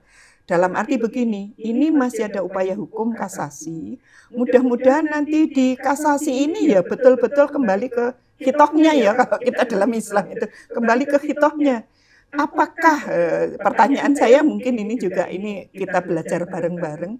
Pertanyaan saya, apakah memang ada kepailitan untuk ahli waris? Karena setahu saya di Undang-Undang Kepailitan itu tidak mengenal untuk kepailitan ahli waris. Tapi yang ada adalah kepailitan atas harta warisan. Karena pada prinsipnya kepailitan ini adalah sita umum atas harta kekayaan si debitur. Nah ini yang harus kita garis bawahi, bukan kepada ahli waris. Nah, jadi kepada harta warisan. Yang berikutnya, apakah bisa warga negara asing dipailitkan? Undang-Undang Kepailitan memang menyebutkan pasal, saya boleh baca ya, Bang Heri ya, silakan. Biar nanti kita tahu bareng-bareng gitu. Pasal 3 ayat 4. Dalam hal debitur tidak berkedudukan di wilayah negara Republik Indonesia, tetapi menjalankan profesi atau usahanya di wilayah negara Republik Indonesia, Pengadilan yang berwenang memutuskan adalah pengadilan yang daerah hukumnya meliputi tempat kedudukan atau kantor pusat menjalankan profesi atau usahanya di wilayah negara RI. Ini maksudnya apa? Jadi warga negara asing itu bisa dipilotkan dengan catatan atau dengan syarat bahwa dia punya kegiatan usaha di Indonesia. Artinya dia punya aset, karena nanti yang dipilotkan itu bukan orangnya, tapi asetnya. Nah, kembali ke Bu Rosita, dalam hal ini Bu Rosita Pak Eri yang sebagai termohon terkait dengan akte 78 tadi, dia tinggal di mana? Dia warga negara mana? Singapura. Dia punya enggak kegiatan usaha di Indonesia tadi? Nah, dari fakta yang ada ternyata beliaunya warga negara asing. Beliaunya ternyata tidak punya kegiatan usaha di Indonesia. Ternyata tadi juga diketahui bahwa sampai dengan ada pengajuan permohonan PKPU itu, ternyata mereka juga belum jadi ahli waris. Bahkan tidak tahu bahwa ada akte itu. Dan baru bisa membuka catatan terkait dengan keuangan keluarganya, dalam hal ini ayah mertuanya atau kakeknya tadi, adalah setelah mengajukan penetapan sebagai ahli waris, kemudian tahu, oh ternyata ada aset. Artinya Bu Rosita ini tidak berbisnis di Indonesia. Ya. Nah, seperti itu. Sehingga kalau mengacu kepada ketentuan pasal 3 ayat 4, maka sangat tidak tepat dan sangat keliru jika kemudian pasal ini dipakai untuk mempilotkan warga negara asing yang tidak punya kegiatan usaha di Indonesia. Meskipun beliau ini masih keluarganya PT Kramayuda, sampai dengan detik diajukannya PKPU oleh para pemohon, beliau berdua dengan putranya Pak Eri ini belum pernah menjadi atau penerima warisan dari yang membuat akte 78 itu. Artinya kalau kita mengacu kepada Undang-Undang Kepailitan, khususnya pasal 3 ayat 4, memang menurut pasal 3 ayat 4 itu warga negara asing itu bisa atau boleh dipilotkan harta warisannya. Asal atau syaratnya adalah punya kegiatan usaha atau bisnis di Indonesia. Kenapa seperti itu pasal 3 ayat 4? Karena Undang-Undang Kepailitan ini mensyaratkan bahwa pilot itu adalah sita umum atas harta kekayaan si debitur. Kan begitu. Artinya juga bukan kepailitan atas seseorang atau ahli waris. Nah, ini harus kita semua memperhatikan. Jadi yang disita itu adalah asetnya, harta kekayaannya. Maka mengacu kepada pasal 3 ayat 4, bisa, boleh warga negara asing dipilotkan di Indonesia dengan catatan punya aset, punya kegiatan bisnis di Indonesia. Nah, di dalam kasus ini menurut saya ada banyak hal yang terganjal. Artinya terganjal apa? Tidak memenuhi syarat-syarat tersebut. Pertama, Bu Rosita warga negara asing, yakni Singapura. Kemudian terganjal asas kedaulatan negara, karena tidak tinggal di Indonesia, tidak punya harta kekayaan di Indonesia. Artinya ini ada asas yang tidak bisa dilaksanakan. Indonesia dengan Singapura ini nggak ada perjanjian bilateral. Maka kalau ada orang Singapura, kemudian tinggal di sana, kemudian nggak ada kegiatan usaha, nggak bisa dipilotkan. Tapi kalau orang Singapura misalnya si A, si B itu punya aset di Indonesia dan punya bisnis di Indonesia, bisa. Seperti itu Bang Dery. Wah, siap. Kemudian kalau ya Bang Dery. Enggak, lanjut Prof. Lanjut. Ya. Oke, saya lanjut lagi dulu ya. Nanti boleh deh kita ngobrol, kita tanya kayak gitu. Nah, oke, kemudian bagaimana ketika ini sudah dipilotkan? Ya. Arahnya adalah bicara tentang upaya hukum. Dalam hal ini adalah kasasi. Kasasi ini memang pilot itu bisa diajukan kasasi. Kalau nggak salah yang mengajukan kasasi ini karena kemarin yang pilot itu adalah termohon yang dipilotkan, maka mestinya termohon mengajukan kasasi. Saya berharap banyak justru ketika kasasi ini mudah-mudahan nanti majelis kasasi di Mahkamah Agung ini kembali ke kitahnya, dalam arti pasal-pasal yang ada di dalam Undang-Undang Kepailitan, Undang-Undang 37 tahun 2004, BKPU dan Kepailitan, ini seharusnya dipakai. Maka seharusnya ini sudah nggak ada utang ya. Nggak ada utang di sini. Perjanjian ini yang berjanji sudah pada meninggal. Iya. Kemudian yang berikutnya perjanjian tadi adalah bonus. Bonus itu bentuknya adalah ada sekian banyak persyaratan tadi. Mulai dari pasal 1 sampai 7 kalau nggak salah. Bahkan di pasal 5 tadi disebutkan Pak Damiang, ahli warisnya membuka buku aja nggak bisa, nggak boleh. Karena cuma diberi bonus ini. Nah, seperti itu. Kemudian juga tadi ada dissenting opinion dari Hakim 2 kalau nggak salah ya. Bahwa karena sudah ada jumlah utangnya itu sudah dihitung setelah bisa menjadi minta penetapan sebagai ahli waris ke pengadilan, kemudian bisa membuka dana yang ada atau catatan yang ada di Bank Bukopin dan ternyata jumlahnya itu lebih tinggi dibanding utang yang dihitung oleh Hawas, hakim pengawas. Hawas ini juga seharusnya sudah benar. Karena sudah ada catatannya sekian loh, terus dananya ada sekian loh, kan begitu ya? Iya. Dana sekian itu ternyata lebih besar dibandingkan utang yang sudah dicatat oleh Hawas, hakim pengawas. Mestinya putusan Hawas itu sudah final, tapi sayangnya juga ketika diajukan banding oleh Hatus, hakim pemutus, ternyata malah dikabulkan dan dipailitkan. Ya, kira-kira begitu Bang Dery, harapan saya mudah-mudahan nanti putusan majelis hakim dalam kasasi ini kembali ke yang seharusnya, maka warga negara asing tidak bisa dipailitkan dan juga tentang ketentuan utang itu juga nggak terpenuhi, ketentuan tentang jatuh tempo dapat ditagih, ini juga nggak jelas, berarti tidak terpenuhi. Kemudian juga terkait dengan pembuktian sederhana. Ini tidak sederhana. Kalaupun toh misalnya memang ngotot mau dibawa ke pengadilan misalnya, bukan tempatnya, bukan wilayahnya di pengadilan niaga, tapi mungkin bisa wilayahnya ke pengadilan negeri. Atau karena ini terkait dengan ahli waris, maka pengadilan agama, karena Bu Rosita kalau nggak salah beragama Islam, ya begitu ya. Artinya kalau beragama Islam menurut Undang-Undang Pengadilan Agama juga ini harus di pengadilan agama seperti itu. Tapi sebenarnya kembali lagi kalau saya ditanya, ini loh dasar perjanjian pemberian bonus yang ada di Akta 78 ini yang justru jadi poin utama untuk melihat semua case ini. Kira-kira begitu Bang Dery dari analisis saya terkait dengan akta dan lain sebagainya itu. Wow, siap, terima kasih Profesor Dr. Rahayu, ini pakar pilot ya, dan juga di bidang hukum tentunya gitu kan. Artinya saya juga jadi belajar dan kebuka nih. Maksudnya saya nggak maksud. Iya ya, terima kasih loh Prof ilmunya, tadi penjelasannya juga.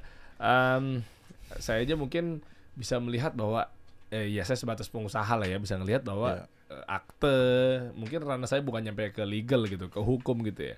Tapi aku dari sini aja sih sebenarnya ya kita kan sering lah ya urusan sama notaris, ya kan tanda tangan itu, tanda tangan ini, akte itu, akte ini gitu ya.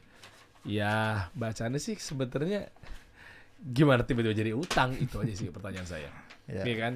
Betul. Nah, belum lagi nih izin ya Bapak-bapak, Ibu-ibu semuanya. Ini mungkin keluar konteks tapi saya rasa bisa menjadi satu bahan insight lah ya mengenai kalau tadi muslim misalnya, yang menuntut juga muslim misalnya dan seterusnya. Dua hal yang mau saya titik beratkan adalah yang pertama mengenai kita kembalikan ke akad. Betul. Karena muslim itu sebagaimana yang dipegang akadnya. Betul. Terus yang kedua adalah mengenai bisnis di fikih muamalah. Di ilmu fikih, apalagi ini udah jelas ya, misalnya ini bonus. Tapi oke lah, anggaplah misalnya ini perusahaan, anggaplah ini ada dana investasi, misal ini saya ngarang-ngarangnya aja dulu ya. Jadi sengaja diribet-ribetin lah. Kalau ini udah jelas ya bonus sebetulnya jadi utang. Anggaplah ini udah parah deh, udah satu perusahaan. Yang mana memang mungkin investor atau mungkin mudharabah atau mungkin masyarakat dan seterusnya. Yang namanya secara fikih muamalah, secara akad, untung sama-sama, rugi sama-sama. Makanya pernah dengar nggak ceritanya kalau lagi untung, ya udah oke bagi-bagi. Tapi begitu rugi nggak mau tuh di-convert ke utang. Ya. Aduh, udah nggak sesuai dengan akadnya. Dan di akhirat juga Anda kena. Nggak bisa tiba-tiba ngerubah akad di tengah jalan gitu. Gitu. Nah makanya ya itu izin ya. Ini nggak maksud mengustadkan. Tapi di ranah fikih muamalah kalau sama-sama si pemberi bonus dan juga si penuntut juga muslim. Ya saya ajaknya dengan kaidah muslim gitu aja sih. Ya. Nah gimana Pak Damian? Ya balik lagi. Ceritanya tadi saya harus lanjutin. Ketika kita dapat penetapan ahli waris dan dapat 232 miliar aliran dana, kita kan kemudian mengajukan permohonan agar dilakukan perubahan yang namanya daftar piutang tetap sebesar 541 miliar yang sudah ditetapkan sebelumnya. Karena ada fakta ini. Nah, kemudian dari si pemohon PKPU atau si kreditur ini tetap menolak. Akhirnya balik lagi ke mekanisme hukum. Ketika ada perselisihan ini maka diselesaikan oleh yang namanya hakim pengawas. Iya. Akhirnya hakim pengawas di bulan Mei, tanggal 16 Mei kemarin mengeluarkan penetapan bahwa nilai utang adalah nilai tagihan adalah 132 miliar. Karena ada aliran dana ini. Nah, di titik itu ibu dan anak ini kan udah berproses dari tahun lalu nih, udah capek, udah lelah. Ibaratnya harus ada perusahaan yang harus kita urus, ya kan? Nah, akhirnya dan di satu sisi juga di dalam saldo terakhir di Bank Bukopin ini kan ada nilai yang lebih besar dari 132 miliar itu. Nilai tabungan. Nilai tabungan di ujung ada. Nih berarti. Iya, ada di situ. Nah, akhirnya ibu dan anak ini kemudian mengajukan yang namanya permohonan untuk pencabutan PKPU sesuai dengan pasal 259 Undang-Undang Kepahilitan dan PKPU. Apa syaratnya? Apabila ada kemampuan membayar. Nah, kan ada nilai yang lebih besar dari 132 miliar, ada saldo yang semua sudah kita buktikan juga. Sehingga syarat itu sudah terpenuhi, syarat pencabutan PKPU itu terpenuhi. Nah, meskipun kita dengan terpaksa karena kita harus keluar, salah satu syarat alasan untuk keluar dari proses PKPU ini adalah dengan pencabutan. Di luar itu adalah perdamaian. Nah, akhirnya ibu dan anak ini mengajukan permohonan pencabutan dengan alasan tadi bahwa ada nilai yang lebih besar. Nah, di tanggal 31 Mei itu, 31 Mei kemarin jam 11 malam, di luar dugaan sama sekali, kita ibu dan anak kita semua tidak ada berpikir sama sekali kalau kita akan dipailitkan. Waduh, dan pengen bayar juga ya? Dan pengen bayar. Pengen bayar juga. Misalnya pengen ya sudahlah daripada capek. Iya. Sebenarnya bukan ada kewajiban untuk bayar ya. Iya. Tapi ya sudahlah ya. Ibu Rosita selalu pakai terminologi kita terpaksa untuk harus bayar karena itu salah satu cara untuk keluar dari proses ini. 132 miliar. Yuh. Sedangkan ada nilai yang lebih besar daripada itu di saldo. Nah, kemudian pada saat tanggal 31 kita berpikir bahwa oke, PKPU ini dicabut, ini kita udah keluar. Ternyata setelah kita menunggu sampai dengan jam 11 malam, kita kaget kalau putusannya adalah kita dijatuhkan pilot. Alasannya dari hakim pemutus 2 orang, ketua dan majelis anggota 1, ini menyatakan bahwa kita dipilotkan karena seolah-olah selama 270 hari proses PKPU ini tidak ada perdamaian. Lah, kita kan mau membayar. Ya kan, orang mau membayar masa dibilang tidak ada perdamaian? Belum membayar 270 lagi hari ini. Belum. Itu di hari ke-268, ya kan? Padahal syarat di dalam pasal 230 Undang-Undang Kepahilitan itu seorang bisa dijatuhkan pilot itu apabila 270 hari itu terlewati dan tidak ada perdamaian, dan secara prosedur harus ada rekomendasi dari hakim pengawas terlebih dahulu. Ini hakim pengawas tidak pernah mengeluarkan rekomendasi untuk kita dipilotkan. Hakim pengawas tidak ada rekomendasi. Terus kemudian di satu sisi juga harinya baru hari ke-268 itu di hari Jumat. Alasannya bahwa karena 270 hari itu jatuh di hari Minggu sehingga diambil ke depan. Nah, ini aneh. Secara prosedur di pasal 1 angka 9 Undang-Undang Kepahilitan dan PKPU itu sudah dikatakan bahwa namanya hari itu dalam hal hari itu berakhir di batas waktu itu berakhir di hari Minggu atau hari libur, maka yang berlaku adalah hari berikutnya. Artinya di hari Seninnya 270 hari hitungannya. Normalnya seperti begitu dan itu memang ada dasarnya. Tapi ini dipaksakan maju.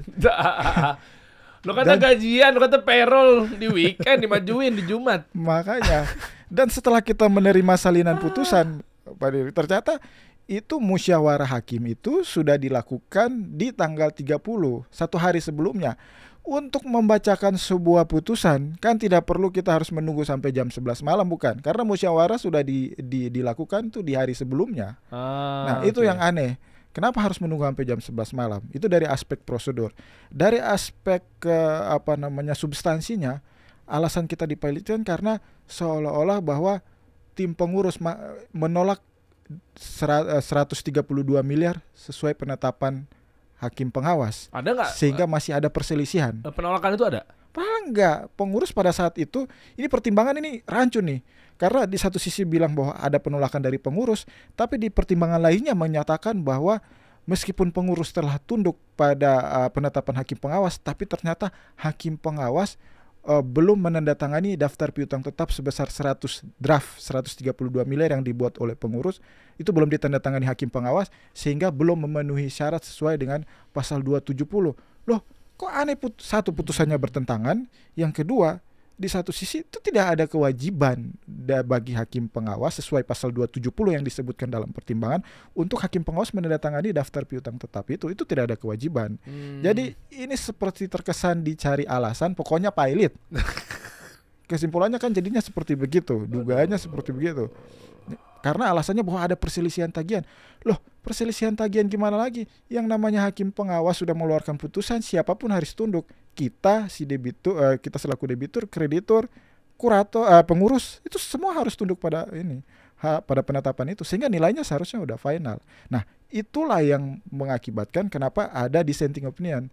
Jadi di antara 3 hakim ini, ketua dan anggota 1 itu menyatakan kita pilot. Ketuanya namanya Pak Heneng, anggotanya Bu Betsy.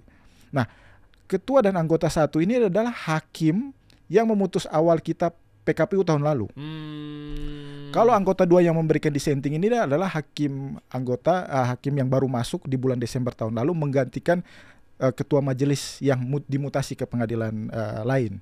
Jadi memang hakim anggota 2 menurut pandangan kita yang memberikan dissenting opinion ini memang sangat objektif.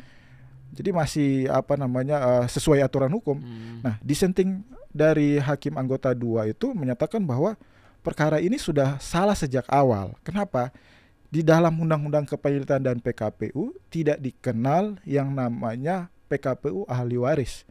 Yang dikenal adalah kepailitan harta peninggalan. Jadi bukan orangnya yang dipailitkan, tetapi hartanya yang diambil. Kalau memang itu benar ada utang dan ada yang berutang itu udah meninggal. Jadi bukan mekanismenya adalah PKPU ahli waris. Nah, jadi menurut hakim anggota 2 perkara ini sudah salah sejak awal. Yang kedua, pertimbangan kedua adalah bahwa penetapan hakim pengawas 132 miliar itu final. Siapapun harus tunduk. Tidak ada alasan bagi pengurus atau siapapun untuk menolak penetapan itu, karena itu produk hukum dan tidak bisa diajukan upaya hukum. Yang ketiga, syarat pencabutan PKPU berupa ada kemampuan membayar telah terbukti karena ada saldo rekening almarhum di Bank Bukopin yang telah dibuktikan dalam persidangan yang nilainya melebihi dari 132 miliar itu.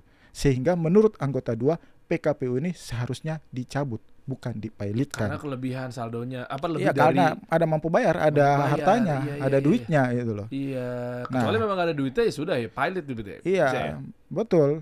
Nah, ada kemampuan membayar kok.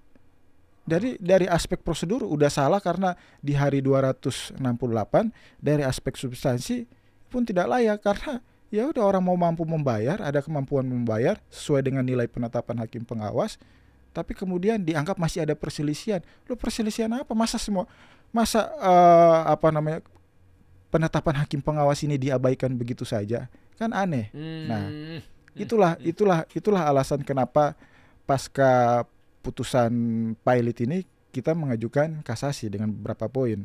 Meskipun demikian, kita melihat bahwa perkara ini kesalahan ini bukan hanya terjadi dalam proses putusan pilot ini aja, tapi majelis hakim di kasasi nanti harus memeriksa bahwa perkara ini dari awal ini sudah salah, ya kan? Dari konteks perjanjian khususnya yang kita bilang tadi bahwa tidak ada utang. apapun itu tidak ada utang karena pasalnya kan telah jelas. Orang beranggapan ada utang, semua kan dasarnya adalah utang piutang itu dasarnya adalah perjanjian. Nah, perjanjian ini kan sudah jelas tadi untuk kesejahteraan, artinya tidak wajib. Terus para pihak di perjanjian itu, pihak kedua khususnya nih sudah meninggal, pihak pertama juga sudah meninggal. Terus ada klausul lagi tadi bahwa dilarang melihat pembukuan. Melihat saja dilarang, apalagi menghitung, ya kan? Menghitung laba, menghitung keuntungan, menghitung bonus dari laba bersih. Kalau memang itu untung, ya kan? Melihat pembukuan saja dilarang kan? Jadi dasar tuntutan 700 miliarnya itu yang awal lo ya? Iya. Itu apa dasarnya? Itu yang jadi pertanyaan ya? Jadi di dalam struktur kepengurusan Kramayuda ini ada salah satu dari ahli waris dari pihak kedua di perjanjian ini yang menjabat sebagai direksi di situ. Sehingga kemudian sebelum proses PKPU ini dilakukan, mereka menyurati Kramayuda. Mereka menyurati untuk diberikanlah untuk memperoleh data keuntungan. Akhirnya keluarlah satu surat dari Direktur Kramayuda yang memberikan rincian, ya, satu lembar surat yang memberikan rincian laba bersih keuntungan bersih dari tahun 2002 sampai dengan tahun 2022. Kemudian itu dihitung sendiri oleh mereka. Nah, jadi tidak ada laporan keuangan. Nah, makanya kita balik lagi tadi, kalau melihat saja itu dilarang, apalagi menghitung. Iya kan? Iya kan? Iya sih. Ya kan memang harus melewati fase melihat dulu agar lu bisa ngitung kan gitu ya. Tapi tiba-tiba dia langsung menghitung. Iya, akhirnya menghitung dan dikabulin lagi perhitungan itu sama hakim kan. Udah kacau di sini kan sejak awal perkara ini. Nah, itu di pasal 4 kalau kita bicara dilarang melihat pembukuan. Pasal 5 lagi, tidak wajib diberikan setiap tahun, akan diusahakan. Kan jadi nggak jelas, kalaupun itu sesuatu yang harus dibayarkan, tahun-tahun berapa saja sih yang harus dibayarkan? Padahal kan kita nggak bisa seperti begitu. Dalam proses kepailitan dan PKPU, pembuktiannya itu harus sederhana, artinya jatuh temponya sudah pasti. Kalimat diusahakan ini kan membuat sehingga nilai utang kalaupun ada, itu jadi tidak pasti. Iya, bias ya. Kewajiban ini jadi bonus ini jadi tidak pasti tahun-tahun berapa aja yang dibayarkan. Terus kemudian lagi, yang paling terpenting adalah perjanjian ini, ya kan, bonus ini diberikan sepanjang, ya, almarhum sepanjang PT Kramayuda memperoleh keuntungan, dan kata penghubungnya adalah dan, bukan atau, ya. Artinya harus dua-dua ini terpenuhi, harus ada untung dan almarhum masih hidup. Kecuali kalau kata penghubungnya ada atau, ya bisa dipilih salah satunya kan.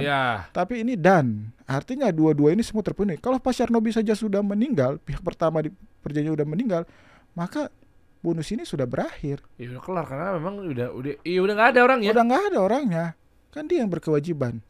Meskipun demikian kan itu semua diabaikan sama sekali sehingga diputus ini dalam proses PKPU dan pilot. Siap. Ini yang kita sesalkan. Siap, Pak Damian. Ini saya banyak dapat kesimpulan nih. Yang pertama berarti kasasi ini sudah langsung ke Mahkamah Agung. Itu kapan putusannya?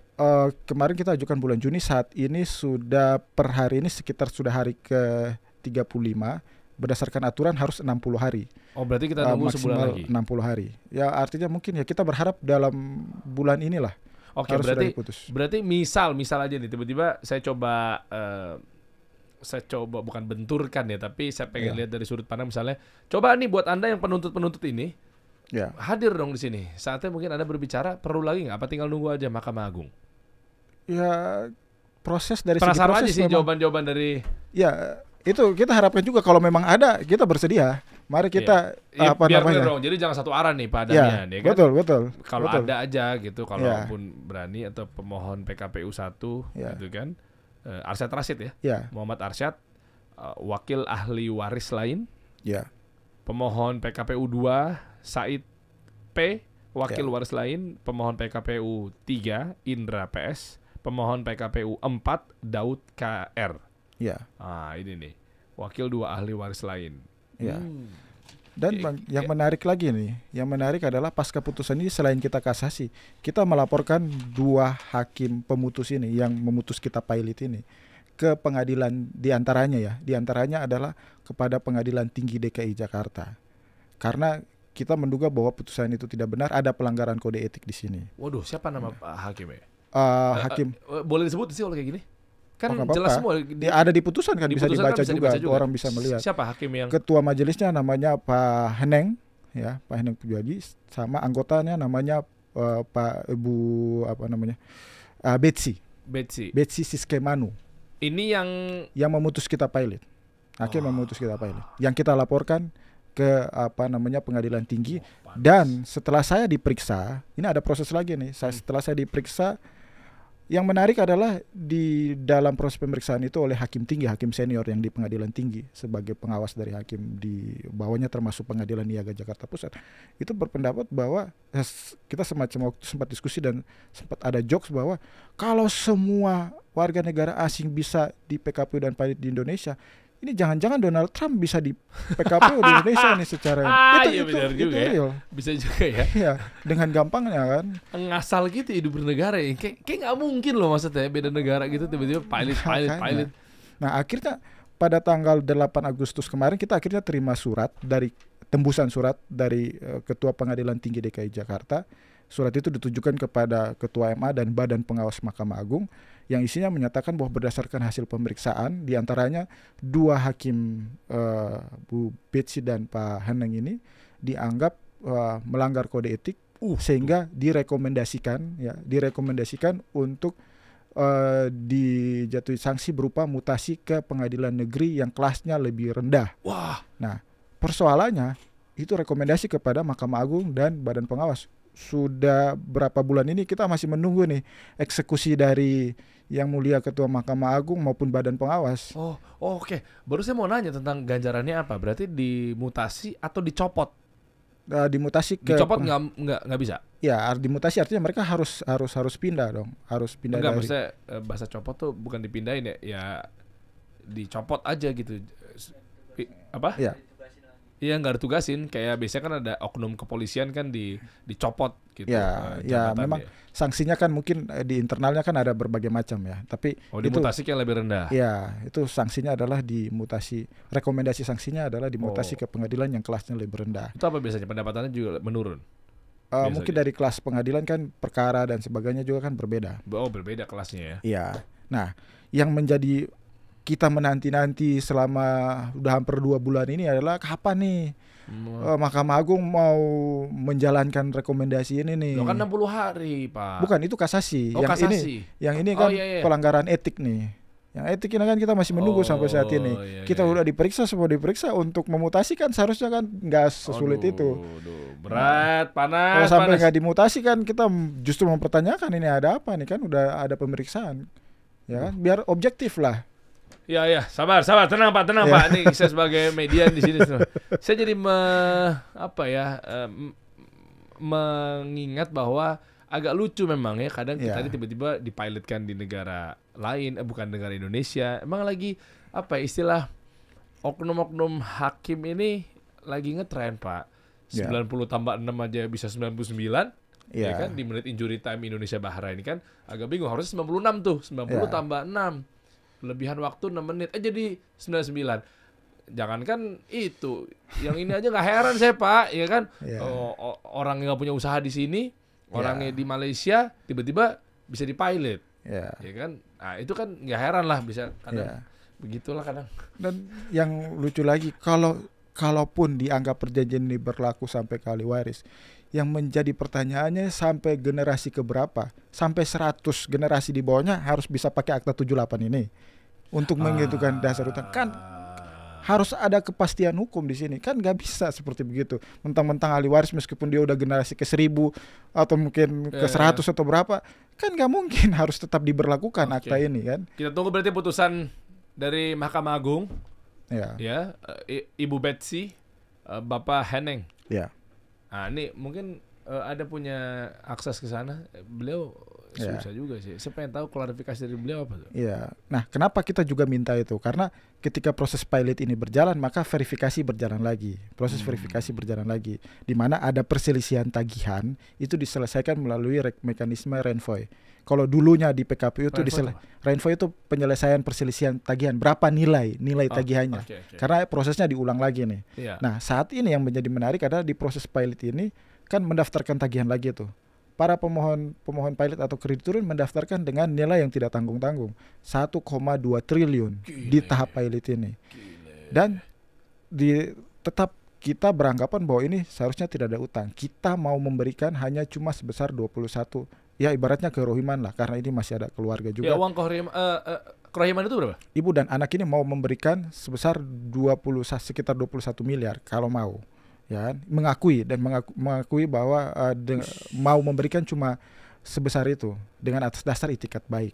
Nah, karena kita menolak dari awal, perjanjian sebenarnya nggak berlaku kan menurut kita. Tapi tetap ada itikat baik, uang kerohimannya 21 miliar. Ya, itikat baik lah, ya 21 miliar. Kira-kira mungkin diambil.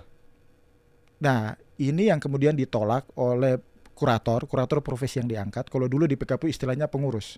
Sekarang kan istilahnya kurator. Nah, kurator di proses ini mereka mengakui 132 miliar. Nah, sedangkan kita 21 miliar, sedangkan dari si kreditur pihak pemohon ini mereka bertahan dengan 1,2 triliun. Nah, ini kan ada selisih berarti kan. Kalau dulu diselesaikan hakim pengawas, sekarang diselesaikan oleh hakim pemutus. Hakim pemutus itu siapa? 2 orang ini lagi. Itulah kenapa kita bilang sebaiknya mereka diganti. Eksekusi dari rekomendasi pengadilan tinggi segera harus dijalankan. Karena kalau mereka akan tetap berada di sini, ya kita terus terang kita udah kehilangan, ibu dan anak ini udah kehilangan kepercayaan. Mau percaya mau gimana lagi? Itulah kenapa kita minta supaya diganti. Selain ada sudah ada rekomendasi dari pengadilan tinggi, mereka juga saat ini sedang menangani proses renvoy tadi ini. Jadi seharusnya mereka diganti biar lebih objektif, dikasihlah hakim-hakim lain. Kan banyak itu di pengadilan niaga itu kan ada hakim-hakim lain, seharusnya diganti. Nah, itu dia kenapa 2 itu yang ditugaskan. Memang aturannya seperti begitu. Memang aturannya. Jadi SOP-nya secara ini SOP-nya. Tapi meskipun ada hakim-hakim lainnya juga bisa aja diganti ya. Bisa, karena itu semua kewenangan kan ada di ketua pengadilan negeri. Penentuan majelisnya ada pada ketua pengadilan negeri. Kalau ketua pengadilan negeri tidak mau ganti, ketua pengadilan niaga maksud saya. Kalau ketua pengadilan niaga tidak mau ganti, ya rekomendasi dari pengadilan tinggi segera dijalankan biar mereka langsung dimutasi kalau memang itu dijalankan. Ketua pengadilan negerinya siapa? Saat ini Pak Rudi namanya. Pak Rudi. Jadi ada Pak Rudi, ketua pengadilan negerinya. Ketua pengadilan niaga Jakarta Pusat, ya. Oke, sama Ibu Betsy sama Pak Heneng. Ya. Coba mungkin tim sosmed kita bisa dicek apakah begitu sosial medianya di bawah pernah ada, atau di Google pernah ada jejak digital, pernah mereka berfoto bersama dengan 4 penuntut ini. Nah kan saya cuma nanya ya, kalau nggak ada ya udah. Kita punya tim IT kok. Ibu Prof ketawa. Ada apa Prof? Ya kan cuma nanya, barangkali lu pernah ngopi-ngopi. Nggak ada masalah juga kan, di tahun 2016 misalnya pernah ngopi-ngopi. Kita nggak tahu, kita objektif lah, ya kan. Mungkin sudah di ujung obrolan. Harapannya berarti buat Pak Damian, Ibu Profesor Dr. Rahayu gitu ya. Kira-kira apa yang mungkin ada yang belum disampaikan kepada orang-orang terkait dalam hal ini? Damai mungkin nggak? Saya nggak bisa menjawab kalau itu. Mungkin itu Bu Rosita dan Peri yang lebih pantas menjawab. Tapi kalau ditanyakan saat ini, mereka dalam keadaan sakit. Sudah sekitar 2 bulan ini mereka sakit. Ada surat sakit dari Rumah Sakit Mount Elizabeth di Singapura bahwa mereka sakit karena tekanan psikis yang dialami, ya kan.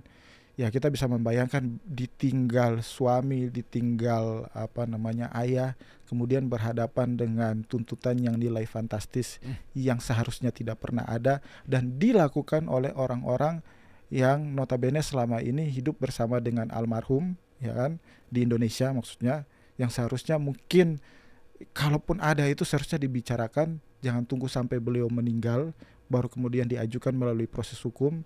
Dan proses ini kan bisa berimbas kepada harta yang selama ini dikuasai dan dipelihara dengan baik, yakni PT Kramayuda, ya kan, karena kan bisa berdampak pada sahamnya. Sahamnya kan bisa dijual, ya kan? Kalau sahamnya dijual, hancurlah pihak lain yang masuk situ kan, artinya aset mereka kan hilang. Nah, tapi kan dapat exit, ya. Tapi kan dapat uang sesuai dengan valuasi perusahaannya. Kalau itu tuntutannya benar, kalau itu memang benar ada utang, semua orang kan pasti tidak akan mau terima. Kalau memang terhadap putusan yang tidak benar, terhadap apa yang seharusnya tidak terjadi, utang yang seharusnya tidak ada. Ya kan? Iya sih. Kan orang nggak bakalan terima kan sampai bukan ini psikisnya kan yang kena kan jatuhnya kan. Gila, akhirnya gue juga ngerasa ini gimana jadinya mungkin orang-orang yang akhirnya masuk penjara tapi tiba-tiba mungkin bukan dia pelakunya apa segala macam, itu berasa banget tuh berarti harus ngerasain dan dipaksa untuk tiba-tiba lah gue punya utang ya gitu. Ya, itulah kondisi ibu dan anak yang dirasakan sampai dengan hari ini. Itu yang miris. Kesian, ibu rumah tangga lagi ya? Ibu rumah tangga. Ya Allah. Baik, kita tunggu update-nya aja ya, karena belum ada putusan yang lebih detail karena takutnya ini kan terlalu satu arah. Kalau kita sih ingin menambahkan, majelis hakim sudah ditentukan, ya kan, nomor perkaranya sudah ada, publik juga bisa mengawal perkara ini nomor 1103, ya, publik semua bisa mengakses, ya kan. Di satu sisi juga hakim-hakim yang menangani ini hakim agung, ya, kita sangat percaya pada kredibilitas mereka, ya, ketua majelis hakimnya yang mulia Prof. Pak Samsul Ma'arif, ya kan? Di satu sisi juga anggota ada di antaranya adalah Pak Prof. Haswandi, ya kan? Kita sangat yakin, ya kan, pada kredibilitas dari yang mulia Hakim Agung ini. Kita berharap para Hakim Agung ini bisa melihat persoalan ini, karena ini bisa menjadi presiden buruk apabila putusan ini tetap dipertahankan, ya kan? Aduh, iya lagi. Masalahnya belakangan ini netizen pada lagi sensitif sekali gitu loh ya. Nggak heran Indonesia, nggak heran kayak lu lupa lu tinggal di mana. Ya Allah, gimana tuh Prof? Malu banget saya baca-baca komen kalau tiba-tiba misalnya maaf ya, ada hukum-hukum yang ternyata dilakukan oleh oknum-oknum akhirnya menjadi bengkok tuh hukumnya. Itu kan ditunggangin sana sini. Itu malu loh dibaca-baca orang-orang di mata dunia. Betul. Tuh. Nggak heran. Ya lah bro, kayak baru tinggal setahun 2 tahun aja di Indonesia. Saya tuh ngeliat tuh kayak, padahal ini bukan kasus saya gitu loh. Tapi menjadi malu sendiri. Ya Allah, iya lagi Indonesia segini amat ya. Kalau memang bener adanya ternyata ada banyak oknum ya di dalam ya. Ayolah guys gitu, maksudnya kita sehatkan bangsa kita ini. Malu banget. Jangan-jangan Mas, kita sebagai lawyer, kan kita kayak pasal aturan yang kita pelajari itu kayak seperti tidak berlaku. Seharusnya A bisa jadi B. Ini kan yang miris sekali. Jadi kayak apa namanya? Intelektualitas itu tidak berlaku. Ini gitu. Saya lihat aja ntar di komen-komen nih, coba aja cek aja. Ini kita ngomong begini nih, ntar yang komen begitu kan. Ya ladar kayak baru tinggal 20 tahun aja di Indonesia. Wajar. Gitu. Kan malu lagi kan. Aduh, ya coba kita cek aja ya. Prof, gimana masih ada di sana Anda? Ya mungkin sebagai penutup Prof, apa yang Anda harapkan dalam kasus ini Prof? Iya, Bang Dery, terima kasih. Sama-sama. Kayaknya ada satu hal yang saya ingin sampaikan dulu ya sebelum ke penutup itu. Ya. Terkait dengan bagaimana sih ini nanti kalau kira-kira dampaknya terhadap apa ya, khususnya hukum kepalitan dan lebih khusus lagi kepada warga negara asing yang tadi meskipun Bang Damian dan Bang Dery sudah menyampaikan, saya melihatnya begini. Ada beberapa hal yang perlu diperhatikan. Yang pertama itu tentang kepastian hukum. Ini menjadi dipertanyakan tentunya. Ketika alur putusan seperti 4 yang sudah disampaikan tadi, maka menjadi kepastian hukum dipertanyakan, itu yang pertama. Yang kedua, ini ada ketidakadilan ya, khususnya bagi ahli waris dan lebih khusus lagi kepada warga negara asing. Nah, ini nanti pasti akan berdampak juga kepada apa? Kepercayaan investor asing tentu. Ya. Oh, iya. Tapi sebelum ke investor asing, paling tidak penerapan PKPU ini loh sangat dipertanyakan, baik tadi dari sisi formil maupun dari sisi materialnya. Formilnya tadi ternyata ada putusan kalau itu PKPUT tetap belum sampai 270 hari. Bahkan kemudian juga tengah malam atau jam 23 ya, berarti jam 11 malam itu. Dan itu belum sampai di 268.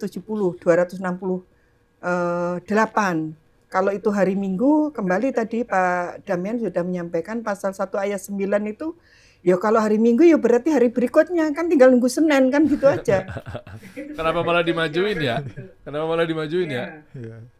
Kita aja bukan orang hukum aja paham ya? Kocak. Secara formil. Kemudian masih secara formil lagi-lagi Hawas sudah memutuskan, tapi ternyata Hatus kemudian mengabulkan banding tadi dan kembali ke nol lagi atau kembali ke awal. Bahkan padahal ketika 259 itu, pasal 259 ini kan PKPU, utangnya itu lebih atau di bawahnya nilai aset yang dipunya. Artinya kalau sudah dibayar sesuai dengan aset yang dipunya, bahkan masih punya sisa, sudah selesai kan begitu. Itu juga dilanggar kan begitu. Belum lagi kalau secara pelanggaran materialnya tadi ngomong tentang utang. Utang ini apa itu betul utang? Utangnya apa sudah bisa diatur apa itu sesuai dengan perjanjian? Karena ternyata utangnya juga tidak benar. Utangnya cuma sepihak. Yeah. Tidak ada kewajibannya kan begitu. Nah, kemudian juga tentang jangka waktu. Jangka waktunya nggak ada di situ, nggak jelas kapan. Kemudian hal yang lain, apakah sudah jatuh tempo? Nggak ngerti, wong jangka waktunya juga nggak ada kok. Kan nggak ada jatuh temponya juga. Dapat ditagih ya otomatis nggak bisa dong ditagih kan begitu. Kemudian material yang lain mana? Pembuktian sederhana. Ini pembuktian sederhana. Ini tidak sederhana kemudian karena harus dihitung betul utangnya berapa dengan siapa saja dan seterusnya. Bahkan tadi syarat-syarat yang lain tidak bisa membuka pembukuan. Ternyata tagihnya besar 750, nggak ngerti dasarnya apa untuk ngitung itu. Nah, dari situ itu banyak sekali yang terlanggar gitu. Oke, yang ingin saya sampaikan lagi, yang kedua, dampak jangka panjang terhadap penegakan hukum di Indonesia. Pertama apa? Dampak terhadap kepercayaan investor asing. Ya, mengingat Bu Rosita ini dan Pak Eri itu adalah warga negara asing, dalam hal ini warga negara Singapura. Ya ini kalau kita melihat gimana sih sebenarnya sistem hukum yang ada di Indonesia ini, mengacu ke tadi pasal 3 ayat 4, padahal hanya mestinya warga negara asing yang punya bisnis di Indonesia, yang asetnya jelas ada. Ini nggak ada bisnis. Katanya Bu Rosita itu kan ibu rumah tangga, kan gitu ya. Itu juga tidak terpenuhi. Maka mungkin juga saya akan menyangkut ke lebih luas lagi. Bagaimana kemudian tentang citra penegakan hukum di mata internasional ini. Nah itu yang kita juga harus kita pertimbangkan lagi. Dan saya melihatnya ini di kasus ini, ya presiden hukum yang, maaf dalam tanda petik saya mengatakan sangat buruk lah. Sangat buruk ini. Ini seperti apa sih sebenarnya hukum yang berlaku di Indonesia? Termasuk dalam proses PKPU, dalam proses kepailitan, dan seterusnya. Nah, maka yang terakhir, semestinya lah perlu adanya suatu reformasi hukum lah. Penting rupanya untuk melakukan reformasi hukum, khususnya dalam bidang kepailitan maupun PKPU. Dan lebih khusus lagi ini tentang kepailitan lintas batas. Ini kalau kita bicara tentang kedaulatan negara terkait dengan pasal 3 ayat 4 tadi, apalagi ini Singapura. Setahu saya Indonesia dengan Singapura nggak ada perjanjian bilateral, khususnya terkait dengan kepailitan ini. Sehingga seharusnya kembali lagi tidak bisa. Saya tadi barusan membaca, kebetulan ada Ketua AKPI, Bang Imran Natheng, kayaknya ada kerjasama, tapi bukan di Singapura, kayaknya Asia Tenggara. Tadi kayak saya baca salah satunya Malaysia. Nah ini ada rencana kira-kira seperti apa itu. Nah misalnya kayak gitu. Nah kita ini dengan mana? Singapura itu belum ada, setahu saya sampai detik ini. Nah hal-hal itulah yang menurut saya perlu menjadi catatan kita bersama. Bukan catatan saya, bukan catatan Bang Dery, Pak Damian saja, tapi menjadi catatan kita bersama. Terlebih lagi, mohon maaf ini, ya para penegak hukum lah. Para penegak hukum bagaimana seharusnya hal ini. Agar kita bisa, ya prinsipnya lebih baik lagi. Karena kalau kita sudah bicara tentang kepailitan PKPU ini pasti kaitannya dengan bisnis. Dan ketika bisnis ini tentunya berkaitan dengan investasi. Nah ini kalau digencarkan untuk investasi dan kemudian sistem hukum kita tidak ada kepastian hukum, ya kira-kira investor ya dalam tanda petik agak takut lah. Wah. Mudah-mudahan tidak lari menjauh ya. Mudah-mudahan. Itu saja mungkin yang bisa saya sampaikan. Tentunya yang terakhir, kalau ini saya diminta untuk anggaplah semacam apa sih yang bisa diharapkan. Ya mudah-mudahan ini khususnya kepada termohon, tadi katanya Bu Rosita sedang sakit, mudah-mudahan juga mendapat perlindungan Allah Subhanahu wa taala dan nanti di kasasinya mudah-mudahan sesuai dengan yang diharapkan. Seperti itu. Dan saya setuju Bang Dery, ini kalau orang sesama muslim ya tentunya bagaimana untuk saling menyelesaikan ini dengan sebaik-baiknya. Artinya mestinya ya nggak ada tuntutan utang lah, sing utang itu sudah pada meninggal kok. Yang utang itu sudah meninggal dan yang menerima itu juga sudah meninggal sebenarnya. Dan juga bukan utang ya, dan ini bonus ya. Masalahnya itu sih, Prof.